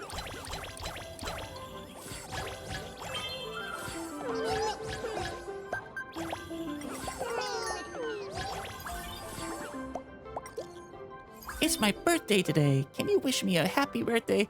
I'll pay extra, Mem. Ooh, let's all sing. Make all servers sing to earn a large amount of fairy gold coins, or cook up the most sumptuous dish. Sign all chefs to prepare the most sumptuous dishes to earn a large amount of fairy gold coins. Sing together. 3, 2, 1. What are we doing? Okay.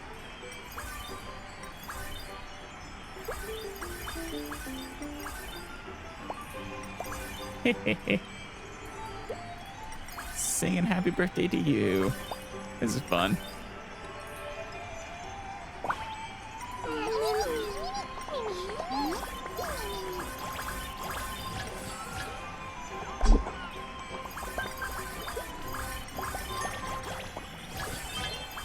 Oof, going fast. Hard to keep up with. No, it's mostly automated.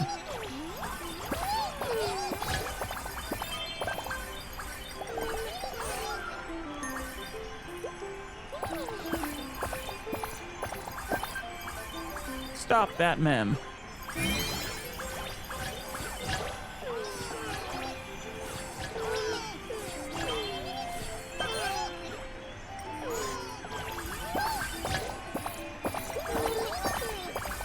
So many Mem. So little time.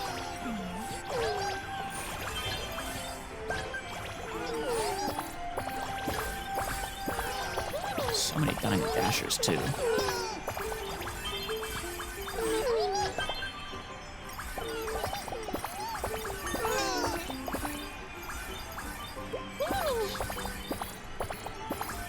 Looks like everyone loved their food. That's good. I saw a lot of hearts. Thank you for the tip. Even more revenue. Wow.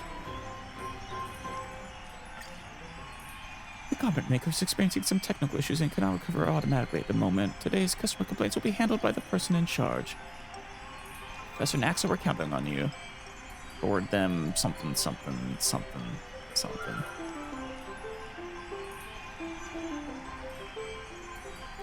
Forward them to the group chat and I'll take care of them.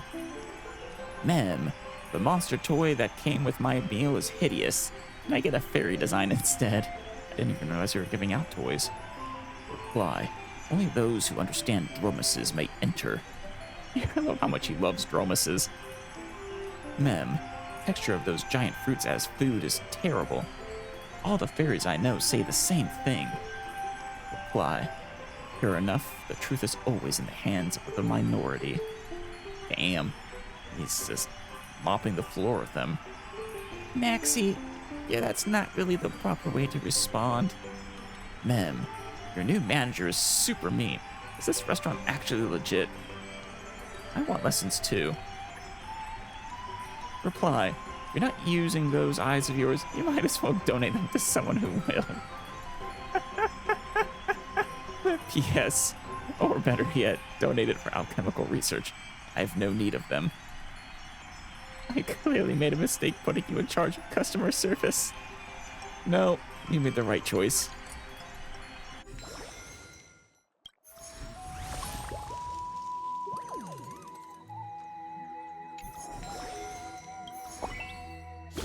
More giant foods.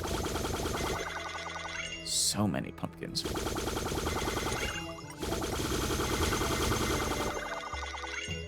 Beautiful. Okay. Once again, pumpkins galore. Need pumpkins. And then we're actually low on cabbages. We don't really need them, but we're low on them. Let's hold off on that. Some wheat, some corn. Of course, we need more pineapple. And I guess more snow peas. The magic lyre will be useful. Ooh, increases repeat customers' dining speed. I like that. 100% tipping chance. Beautiful.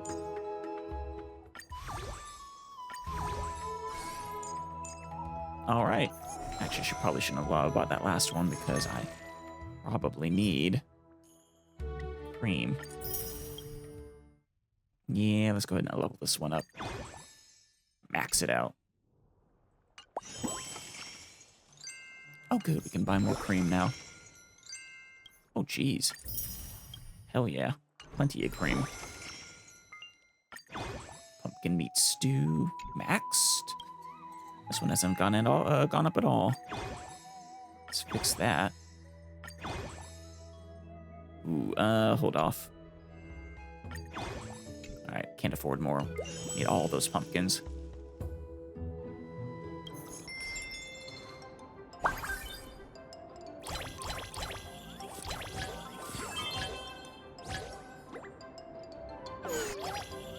Alright. Let's wait to increase the speed. Alright. Man, they are fast. Machine gun Mem.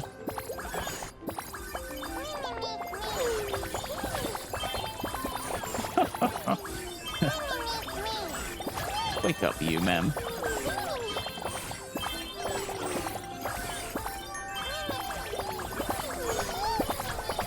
Jeez.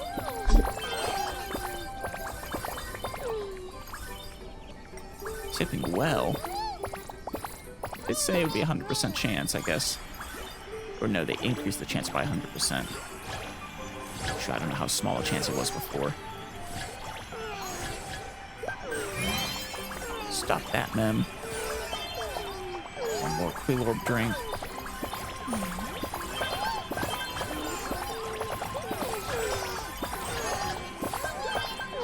Stop that, Mem. So many customers, Mem.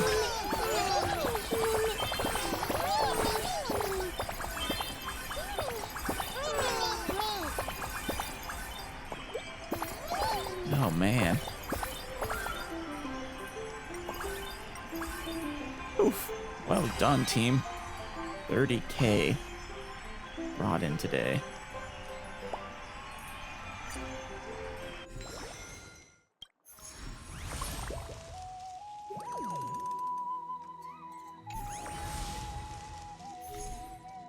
Oh? Ha ha ha. This is what they call too much of a good thing, I suppose. Nonsense. Cypher, what are you doing back there? And why is the little Mem observing you? I refuse. Intentionally choosing the wrong path when the best solution is clear is nothing but stupidity. Yeah, no, there's no way Nax would bow to Ceredra. What is it this time? Gray, thank goodness you're here. Help us talk some sense into Professor Anaxa. The giant vegetables are overproducing drastically. We've run out of storage space in the kitchen. There's no way we can use all these ingredients during regular service. And they're starting to rot. Oh, that is a problem. Everyone's totally stressed about it. But the professor refuses to reduce crop yields, no matter what we say. No, I'm with an axe on this one. Give me all the crops. First, crop productivity. Seriously, Cypher, what the hell are you doing? Crop productivity isn't something you can just dial down. It's not that simple. Second, even if possible, I wouldn't do it. After finally achieving this breakthrough, going backward is unacceptable. This short-sighted approach is entirely out of the question. I agree. More is always better. I see your point, Professor, but letting all this food go to waste doesn't make sense either. I've farming production and using up all these veggies. Huh, sounds like we're stuck between a rock and a hard place. That's nothing. We just gotta sell it all. Trust me, this is right up my alley. Leave it to me, and I'll make sure everyone's happy. Help, our vegetables are piling up. Didn't you say you'd never work another day in your life? Times change, my friend. Besides, with our history, how could I possibly say no? Listen, you're making this too complicated. Selling stuff comes down to two things. Either make it rare, or make it cheap. Right? I mean, we could tell the critters these are Circe's magical fruits that'll make them live longer, get smarter, and stay healthy. Though that would be such a pain to actually do. Honestly, easiest thing would be a big fat discount sale. Clear everything out, make a nice profit, and poof, no more problem. So, Great Mystery. Sorry, I mean manager. What do you think? Let me run just let me run this sale. There's definitely something fishy. That's because cats like fish. Meow. Of course. No objections? Then I'm in charge now. Just watch me turn this restaurant from loss to profit. We're profiting handsomely, thank you very much. More pumpkin. All the pumpkin. And more cream. Always need more cream. All right, maximize our stabbing. Beautiful. All right, I'd like to upgrade my tables. Ooh, it looks really nice. Okay. Still only a table for 2, though.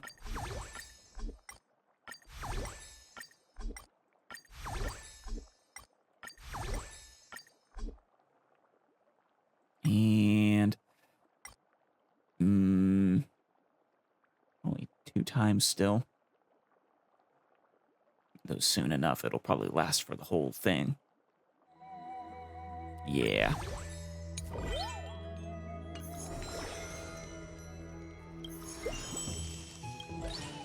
Also probably max out you. Yeah, that's acceptable. And boom. Ooh, nope. I just have to wait. Pumpkin tart. Is that popcorn? Oh yeah, milky pumpkin popcorn. 46 customers. Let's do this, Steph.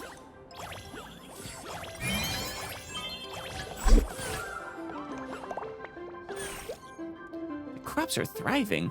Will there be a festival at the restaurant too? I want it so bad, Mem. Let's celebrate the feast. Let's feast together at the restaurant. Or let's all sing together. Gather all servers to celebrate the harvest and earn a large amount of fairy coins, or make all servers sing to earn a large amount of fairy coins. Let's feast together at the restaurant. Okay, what are we doing?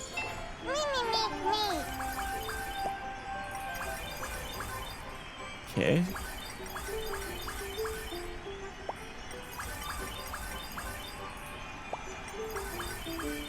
Fun. Dance along with the music, baby. All right. Wake up. You're on the job.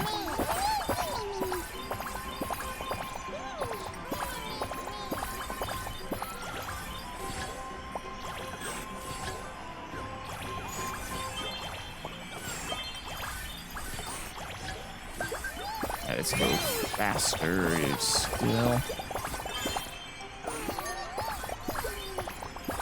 No dining dashers, that's good.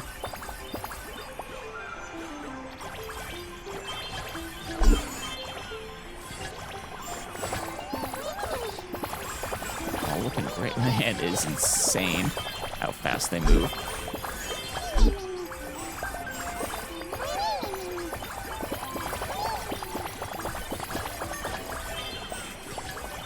Jeez. Okay, these are the last remaining customers. Good.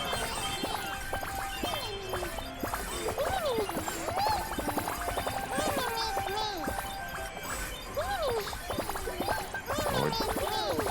Wake up.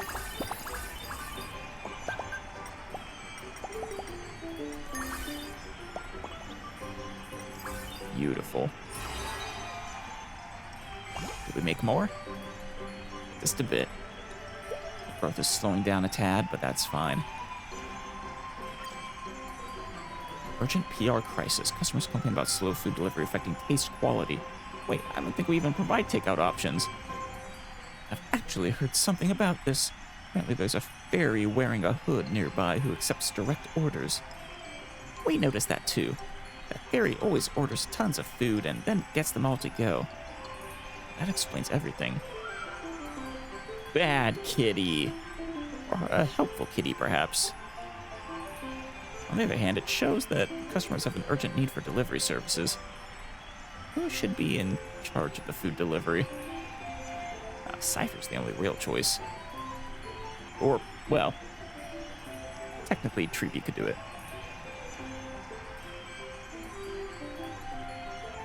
I'll do it. I'm super fast. I promise I'll deliver them all on time. Meow. Denied. I don't want to hear any complaints about stolen deliveries. Actually, I have someone I recommend, highly recommend for the job. It's at Ceredra. Really? Oh? I'm curious. What makes you think of me, manager? Aren't you a great equestrian? Oh, okay.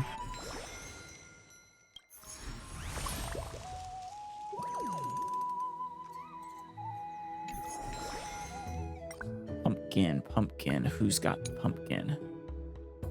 Wheat. Low on wheat. Now, what? Oh, the wheat. We're short on the wheat. Does anything else use wheat? In that case, I'm willing to go for it. Ooh, spicy tofu soup. Yes, please. Though I will increase my wheat supply now by a lot.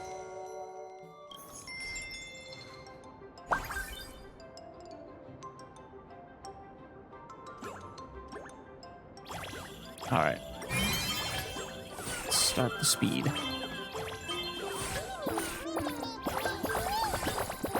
Oh, I didn't upgrade my tables. Shoot. Damn it. Oh well. Not the end of the world.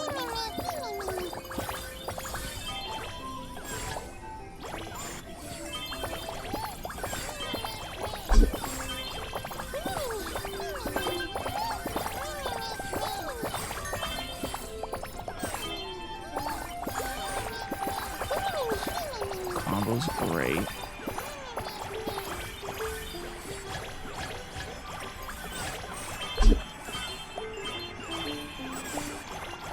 Clean that up. And that.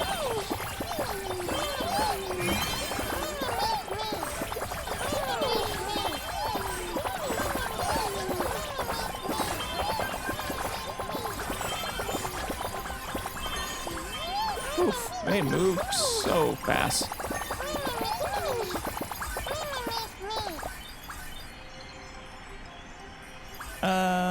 Made less today, but that's fine.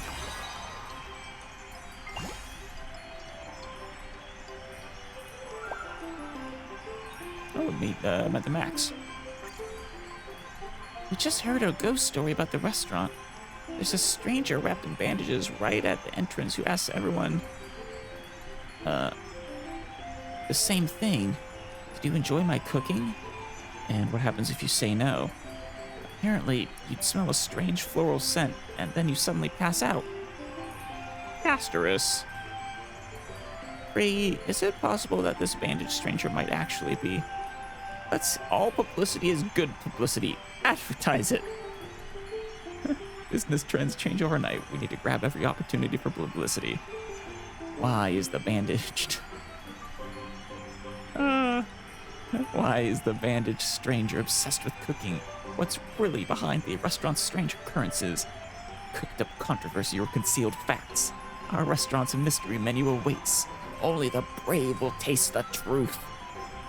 You've got a knack for this, Stell. It's kind of scary. Look at that. My flair for advertising is pretty impressive, right? Really? The flyers and posters are good to go. We'll start handing them out immediately. Miss Stell, why is my portrait attached to the slogan? You know why, Cass.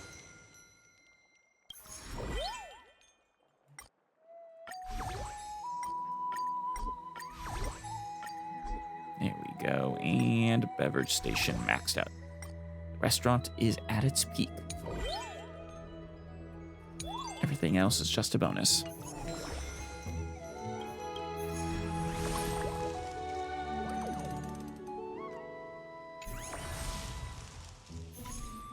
Nice cipher. Ooh, we're filming an ad. Need some business advice? Listen to my pearls of wisdom. And it goes. Everything on sale at this restaurant. Come one, come all. Passing berries. Mem? This restaurant's having a sale event. Looks like a great deal. Let's check it out. Mem, we'll save a fortune dining here. I've got to try it too. Welcome. Feel free to bring friends and family to dine with us. We've prepared some incredible discounts and invited a special guest to explain all about these wondrous fruits. If you enjoy your meal, please remember to leave us a 5-star rating. Oh, Aglaya's your special guest. Nice. Please welcome the absolutely, positively, definitely richest person in Akuma, Lady Goldweaver. Actually, wouldn't the Imperator be the richest person now? Humph. If I recall correctly, my agreement was to weave golden thread for you, not to participate in any sales activity. You lured her in with the promise of making you an outfit. Oh, come on, Aggie. It's just answering a few questions. What's the harm? Plus, now I'm running this entire sale. The restaurant staff is at my disposal. If Grey Mystery agrees, I could even assign you kitchen duty. Ooh, she's right. Isn't that right, manager? Perhaps field work would suit you better. Ooh, no. I'd love to see Aglaya cooking. If you don't mind with just oatmeal porridge on the menu, I suppose I could make an attempt. She's got us there, Cypher. 2.5 oats. Very well. Since the manager appointed you, I won't argue further. Ask away. Here we go. First question. Lady Goldweaver, in your opinion, what makes these fruits so wondrous? The fact they grow larger than regular crops is a sign of blessings.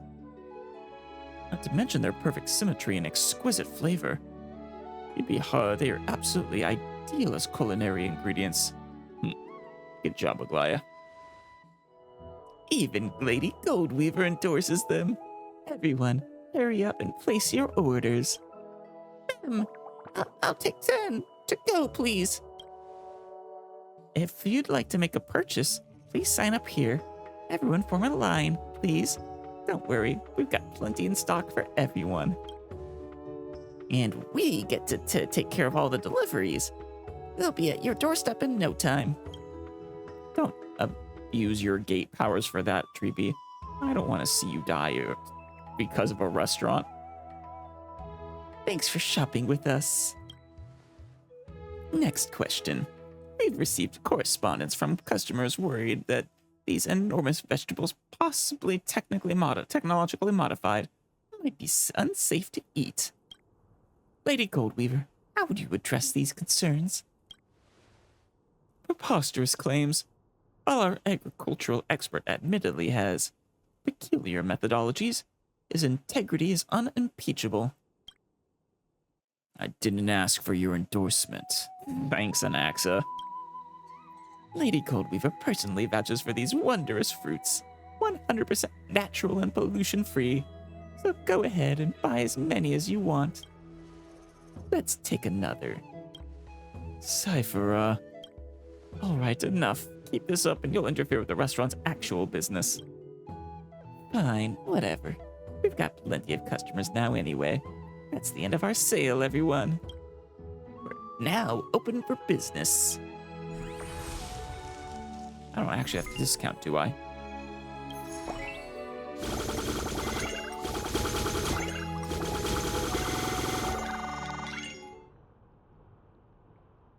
All right, is this the final day? It might be. 51 customers.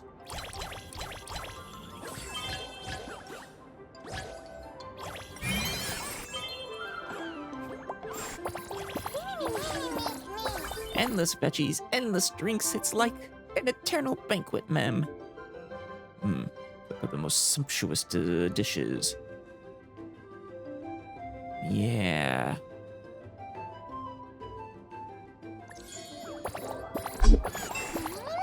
Server knocked over a tray, oh no.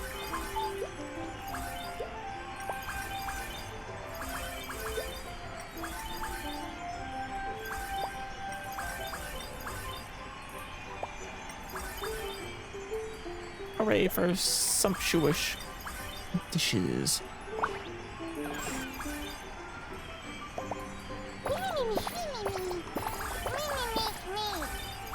Guys, yeah, grab Freelorb drinks. I throw a lot of pineapples for you.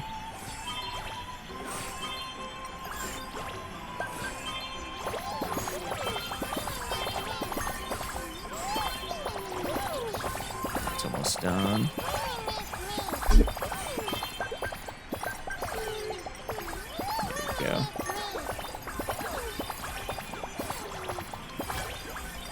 And speed it up.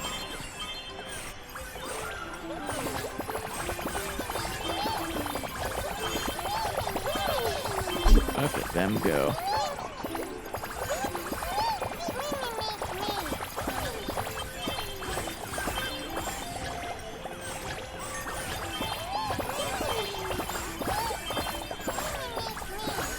It's just mayhem. Complete chaos.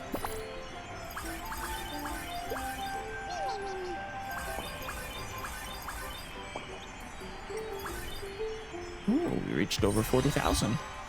And no such thing as a free lunch.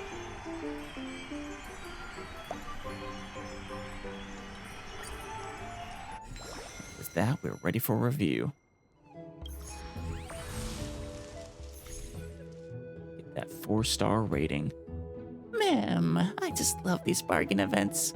Wish they could be permanent. Based on these results, this sale has brought impressive revenue to the restaurant. Making it permanent is definitely an option. It's no longer a sale in that case. All the fairies seem delighted. Everyone really does love a good deal. Of course. Who doesn't love saving money? Great mystery. Didn't I do an amazing job this time? You nailed it. Ah, thanks. That's what I like to hear. But why would you willingly take on work at the restaurant? This isn't like the cipher I know. Surprise, it was me, Zagreus, the whole time. People's prejudices run deeper than the waters in the vortex of Genesis. Is it so hard to believe I might have a sudden urge to do something nice? Do you actually believe her, manager? Absolutely not. Clearly after something. Okay, no more games. Great mystery, after all my help, a little compensation isn't too much to ask, is it? Is Dux Celeripes unhappy with the compensation I've assigned? How could I? The great Imperator's decisions are undoubtedly just, but earning loyalty sometimes requires a little extra incentive.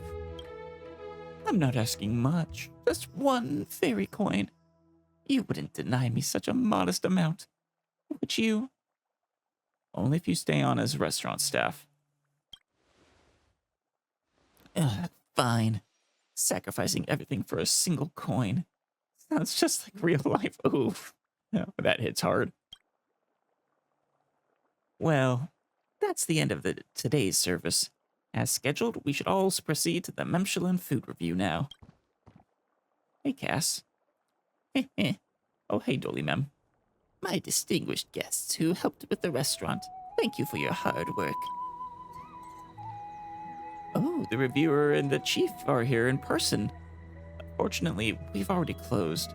We can't offer you any of our delicious meals. Please, don't worry about that. The chief and I have come with good news for you all. Are we getting bonuses? You don't also have bad news, do you? While good and bad luck often come in pairs, perhaps this time only good one has arrived. Honestly, when I tasked you with revitalizing the restaurant, I never expected such tremendous prosperity. Now the name of the Trailblazer's Hearth echoes across the entire maze, with children excitedly enjoying your culinary creations. Your special events have earned unanimous praise. Unfortunately, I don't think our staff can stay on permanently, but I've seen your tireless efforts managing this restaurant, and I'm deeply thankful. In return, the fairies have prepared a magnificent gift. With our special guest reviewer as a witness, I hereby declare the Trailblazer's Hearth has automatically passed its 4th Mem-ale food review. Wonderful. That's wonderful. We're now a 4-star restaurant. It's definitely exciting, but honestly, with everyone's abilities, passing the review wasn't much of a challenge, I suppose. Chief, this isn't really why you were here. Right. Oh, my apologies. I got sidetracked. That's not what we came to say. Well, that's right. Thank you for to thank your restaurant for its amazing contributions to the maze's food culture. Calling all fairies in the maze, we've prepared the most spectacular banquet for you all. We insist that you and all distinguished guests attend. Ooh, I love a good banquet. Heh, that it's agreed. May your time in the Remembrance Maze become a treasured memory. Thank you, Dolly Mem. Gourmet Master.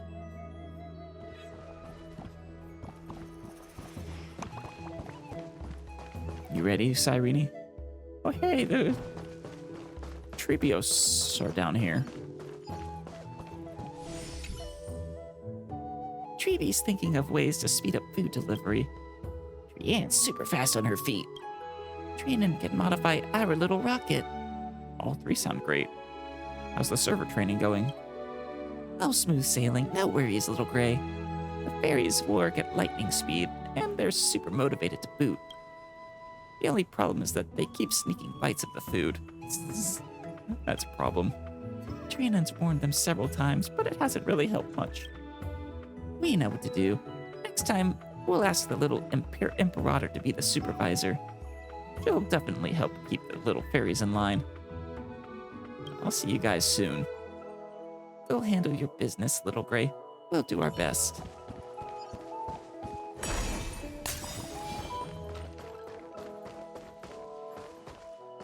The food journalist. What could the maze's most spectacular banquet be like? You must be wondering too, right? If we're all set, we should get going. We don't want to keep all those fairies waiting for us. Always ready for a banquet. I can't wait either. Let's go check it out. Children of Remembrance Maze, the long-awaited feast is finally here. Thank you for voicing yourself at this last moment, Dolly Mem. My voice was tired. Mem, feast! So many tasty things! I'm so happy! They're so adorable. Everyone's looking forward to it. Come on, everyone's busy getting ready for the feast. We can't just stand around. First things first, let's get the venue looking nice and pretty. Wait, we're attending the feast. We're not putting it on, are we? That's just work. Mom, it's so spacious. Perfect for dancing, Memmy. You just don't dance on the food tables, Memmy. Hurry down, Mem. This is the dining area. If Chief sees, they'll be mad me, Mem. We can't have a feast with empty tables. Let's bring out all the dishes that are ready to serve. Ooh, good idea. I guess we are putting this feast on ourselves. Oh, it smells so good. My Does. tummy's rumbling, Mem. Looks great. Well, the feast hasn't officially started yet. We have to resist for a bit longer, Mem. Oh, that's torture. Really, Mem? Mem, we're gathering these wondrous fruits and piling them into Yes, of course. But these wondrous fruits are too heavy. We can't lift them, Mem. Aw, that's a problem. Hauling these around is a bit too much for the fairies. Come on, let's help them out. Mem! Oh my, yeah, that's fair. So high! I was imagining Taller regular-sized than all the fairies apples. put together! Beautiful! Thank you, Mem!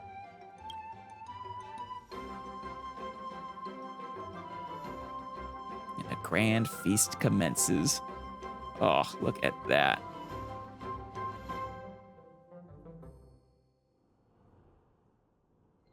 Beautiful.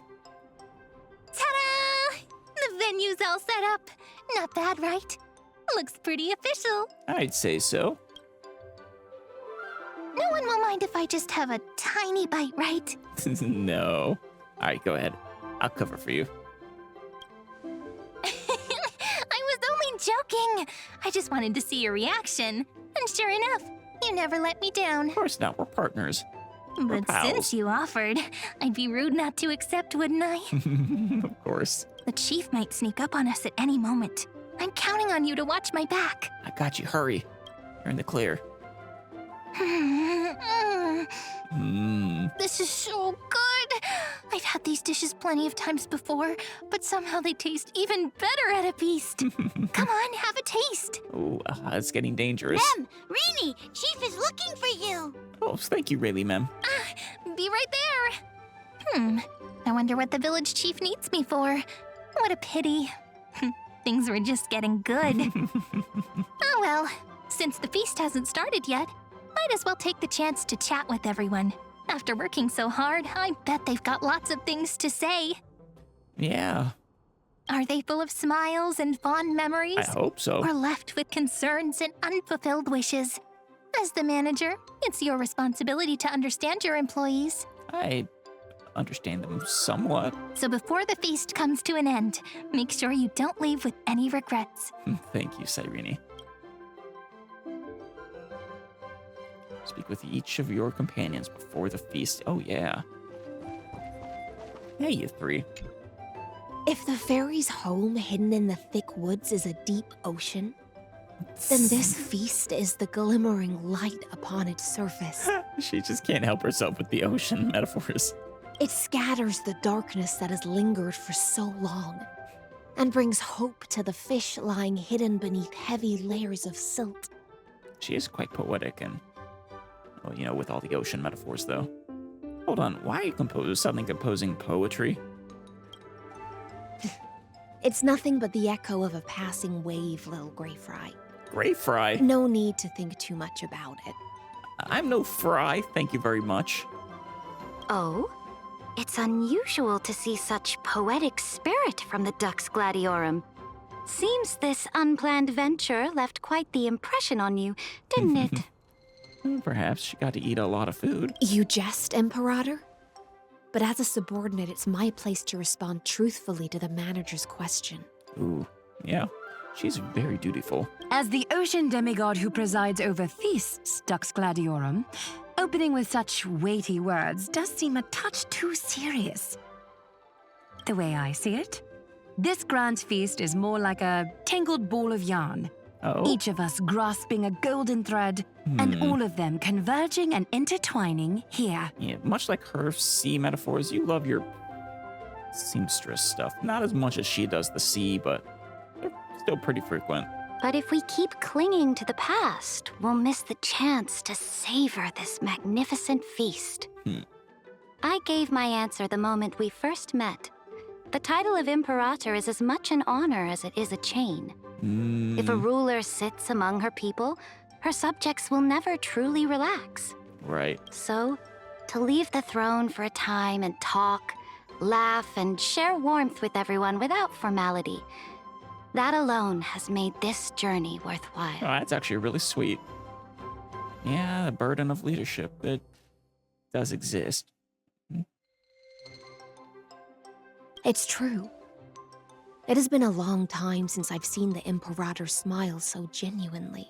Of course, in exchange for those hardships, there's a lot of boons. How about one more smile? You'd smile more too, Hysilen. All right. How about this? Is that it? To answer the store manager's question, I have to say I feel truly fortunate. Were it not for this strange twist of fate, I doubt I would have ever had the chance to pick up the needle and thread again and chat with you all as a simple dressmaster. Aw. The divine authority of romance has finally been put to fitting use. Yes, just as Dux Goldweaver said, we've each traveled through countless years, grasping a golden thread, and in the end, all our threads are intertwining here. Yeah, the Remembrance Maze. Raise your glass to the manager and to the rare gift of reunion. Here, here. To the greatest feast. To the manager. And to the endless flowing tide. You do love the ocean. To this precious moment of reunion. Oh, yeah. Before everything goes to shit. All right, let's talk to you two next. Light up the dawn. Wrong button.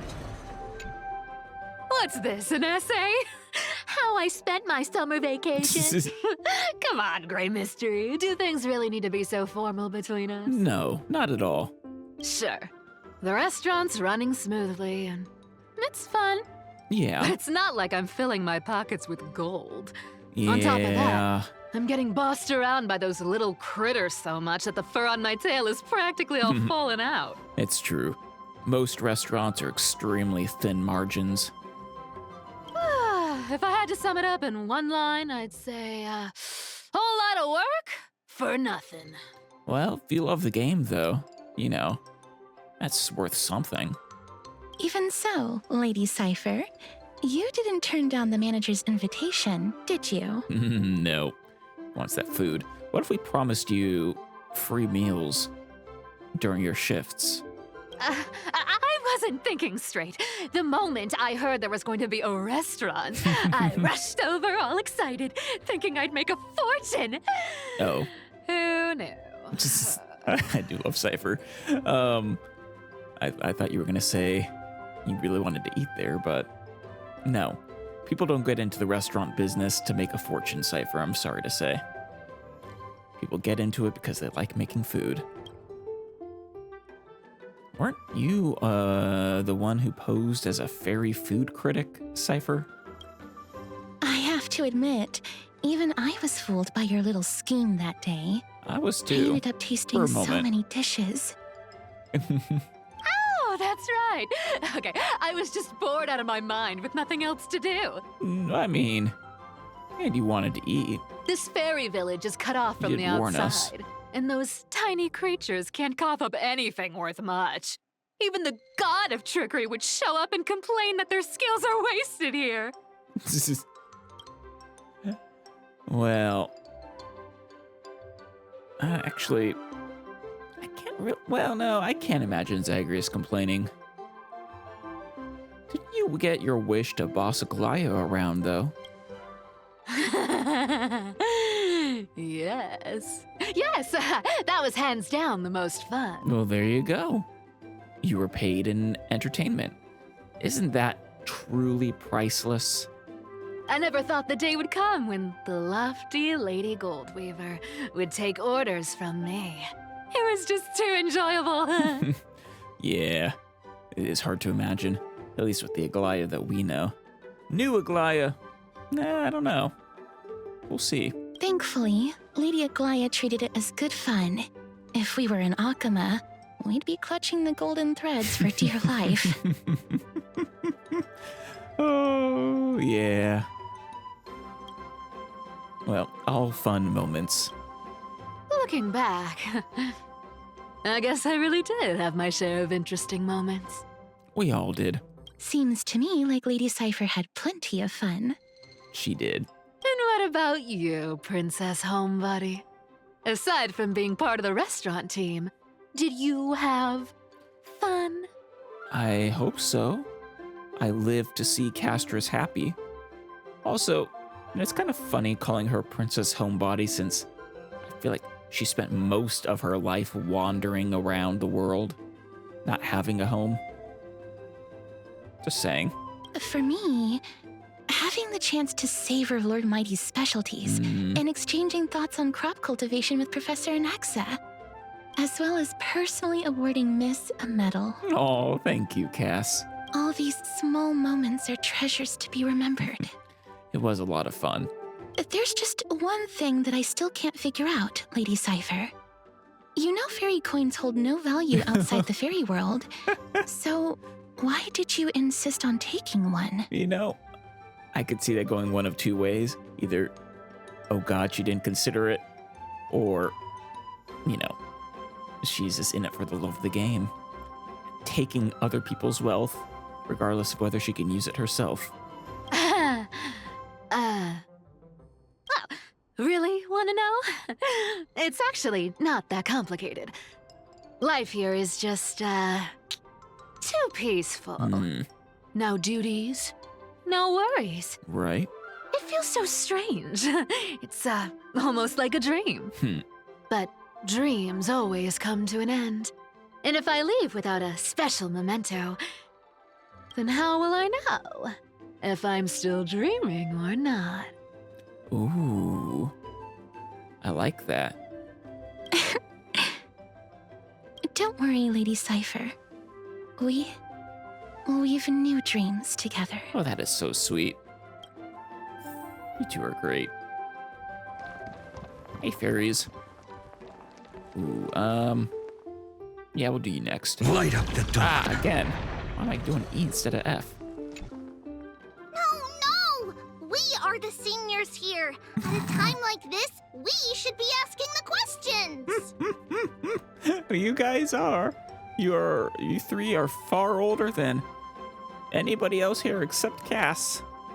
Everyone, pay attention. And the fairies. The teacher's question is, with our field trip to Membrance Maze soon coming to an end, what valuable insights or unforgettable memories have you gained? That's a good question, teacher. All right, answer time. If no one raises their hand, then we are gonna start picking people. It's so good to have you back, Trianne. Ooh, me. Aw. Teacher Treeby, I want to share first. Oh, Hysilen. Bit of a teacher's pet. Nah, I love you. Great, Simmy. You can go first and show everyone how it's done. Everyone, listen up. I'm going to reveal a very important secret about Professor Anaxa. Oh. The death glare. As everyone knows, the professor is extremely strict and almost never praises any student other than Dromuses. He does love his But- Dromuses. I happened to overhear the professor quietly asked the chief about the fairies' education methods and went on to praise those farmers in the fields, calling them hardworking, disciplined, and even better than the sages of the grove. Well, His exact words were... I'm not sure that's much of a compliment considering his opinion of the other sages, I think. The life's work of the Grove scholars doesn't even compare to a single seed casually sown by a fairy. Yep. Definitely not surprising, coming from an Axa. And what indeed is the problem with this? In terms of purity of heart, none can match these fairies. Their vision, untainted by Titan dogma, perceives things far beyond our comprehension. Yeah. Especially since they seem to maintain memories between cycles, too. At least based off of what we learned when Lygus showed us the beginning of Finan's journey. So, the reason you asked the chief to send more fairies to volunteer at the Grove was because of this? You could say that. No taking advantage of the fairies. Bad Make sure they're Anaxa. properly rewarded. All right, that's Simmy's turn. Who's up next? No hands up? Then we are going to start calling out names. Come on, Trailblazer, raise your hand. Naxi! All this repeated questioning is making things rather exhausting. Hey, you gotta respect your seniors. I find no joy in games or amusement. The only thing I consider a true blessing is... The fairies? Oh, the success there. Yeah. I knew it! Professor Anaxa can't help but be attached to the crops he grew all by himself. He didn't do it all by himself. He had all of our help. I have a suggestion. How about adding a new course to the professor's curriculum? I've even thought of a name. Common Traits of Giant Crops and Dromeses. How does that sound? It does sound pretty good. Sounds like Naxa would love teaching. That won't be necessary. Bringing those wondrous crops back to the grove would only seal my reputation as the one who corrupts youths. What, you don't think they'd appreciate the giant pumpkins? Next. I guess that leaves just me. Stare. Next! Not so fast. If we're sticking to the order of the list, it's Gray's turn. Nice try, Trailblazer. That's how it should be. But since little Gray is the manager, this question should be saved for the end. Alright, this is the end, though. So, we are up next. Oh, you can ask yourselves a question. There are so many joyful moments to share. We don't know where to begin. I guess it's the same question. After all, words aren't needed between the three of us. Yes, but words are needed between you three and us.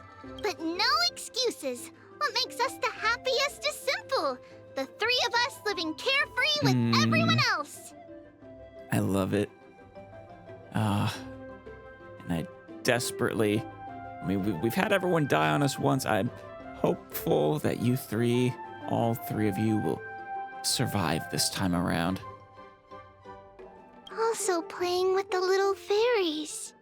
Of course. Oh, and also, we never found the right moment to say this, but thank you, little Gray. Aw, for what? Also, long time no see. It has been so long, Trianne. I really did miss you. Even if Treeby is my favorite of you three. Doesn't mean I didn't like the other two.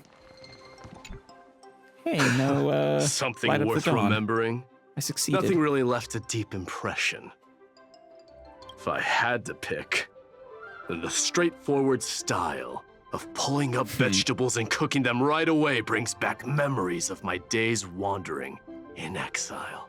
Simple, efficient, focused And on that sustenance over flavor. is a good memory. Funny, isn't it? Mighty, a great Kremnoan warrior, is actually the most skilled cook among the Chrysos heirs. Yeah. No matter how simple the ingredients, they become a delicacy in his hands. I like that, though. The Kremnoan dictionary may be pretty sparse, but their recipe book, vast and diverse. That's a fantastic joke, Finan. Want my advice?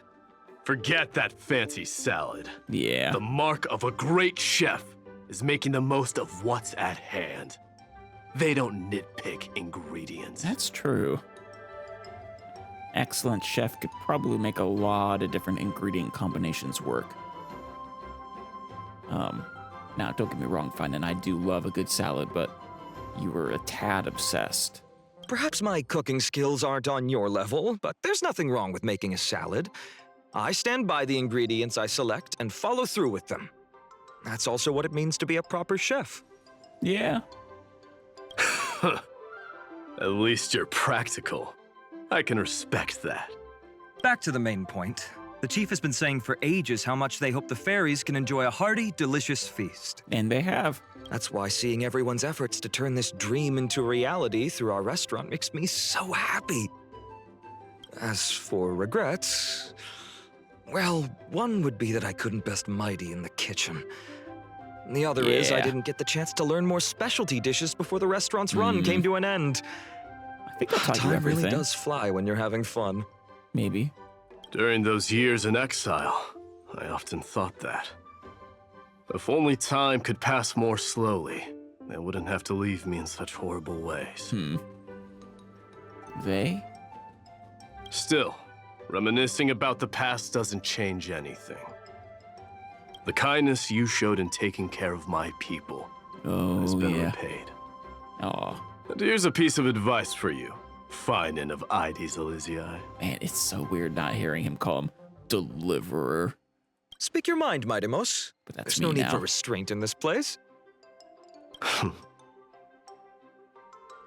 Cherish your homeland while you still can. Ooh. Yeah. Yeah. Cyrene hasn't returned yet? Cyrene, where are you? Oh, there's Dolimem. Cyrene! Chief, you know where Cyrene is? We're all ready. Let the feast begin. Huzzah. Kanpai or Well then, something. the fairy restaurant's manager has something to say. Be loud and clear. All the guests need to hear you. I hereby declare the feast has officially begun.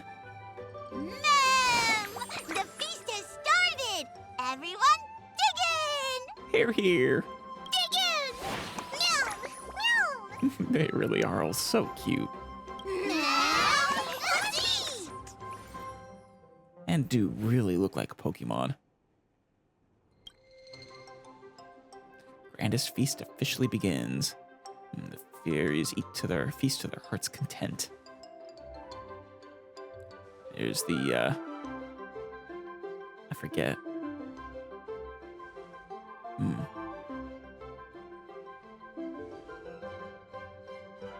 Imperator and Dux Gladiorm raise their glasses together, sharing tales of fairy dwellings and other stuff. I'm gonna take a picture. Cypher excitedly shares her traveling stories with the Gold Weaver. Aww.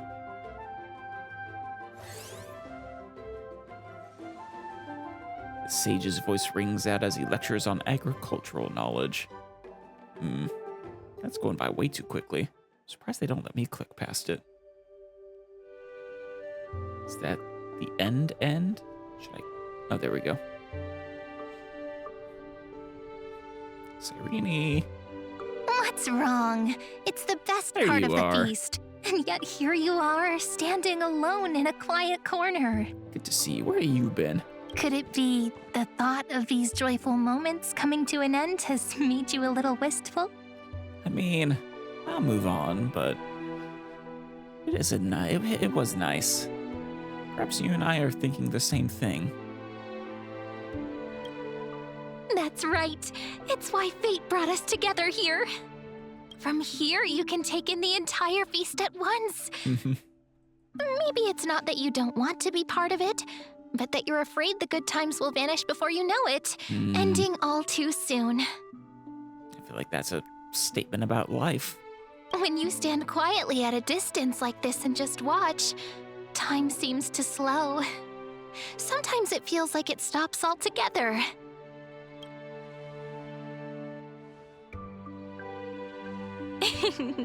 I've just thought of an ending.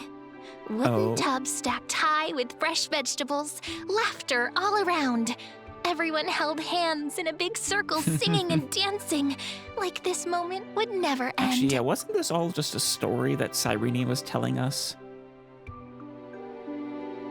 Bringing the story to a close like this, I'd say it's not bad, wouldn't you? Not bad at all. Is the story coming to an end? It's a good time to end it. After all, once the feast is over, the fairies need to go to bed. They're all such well-behaved little early birds. At long last, after ages of waiting, Membrance Maze has guests again. The fairies now have towering crops, more food than they can finish, and human companions. Yeah, assuming this is all real. There's nothing more worth remembering than this moment, is there? And best of all, we witnessed it together. You're a wonderful companion, Cyrene. It's just like a drifting thought landing on a calm lake, stirring up gentle ripples. And when you snap out of your daze, there's only reality staring back at you. Are we gonna open our eyes back at the swing set? Yet I'm certain that within every story carried away by the ripples, the same joyful anticipation remains. And in that constant anticipation, a miracle is sure to happen. Oh, I love that.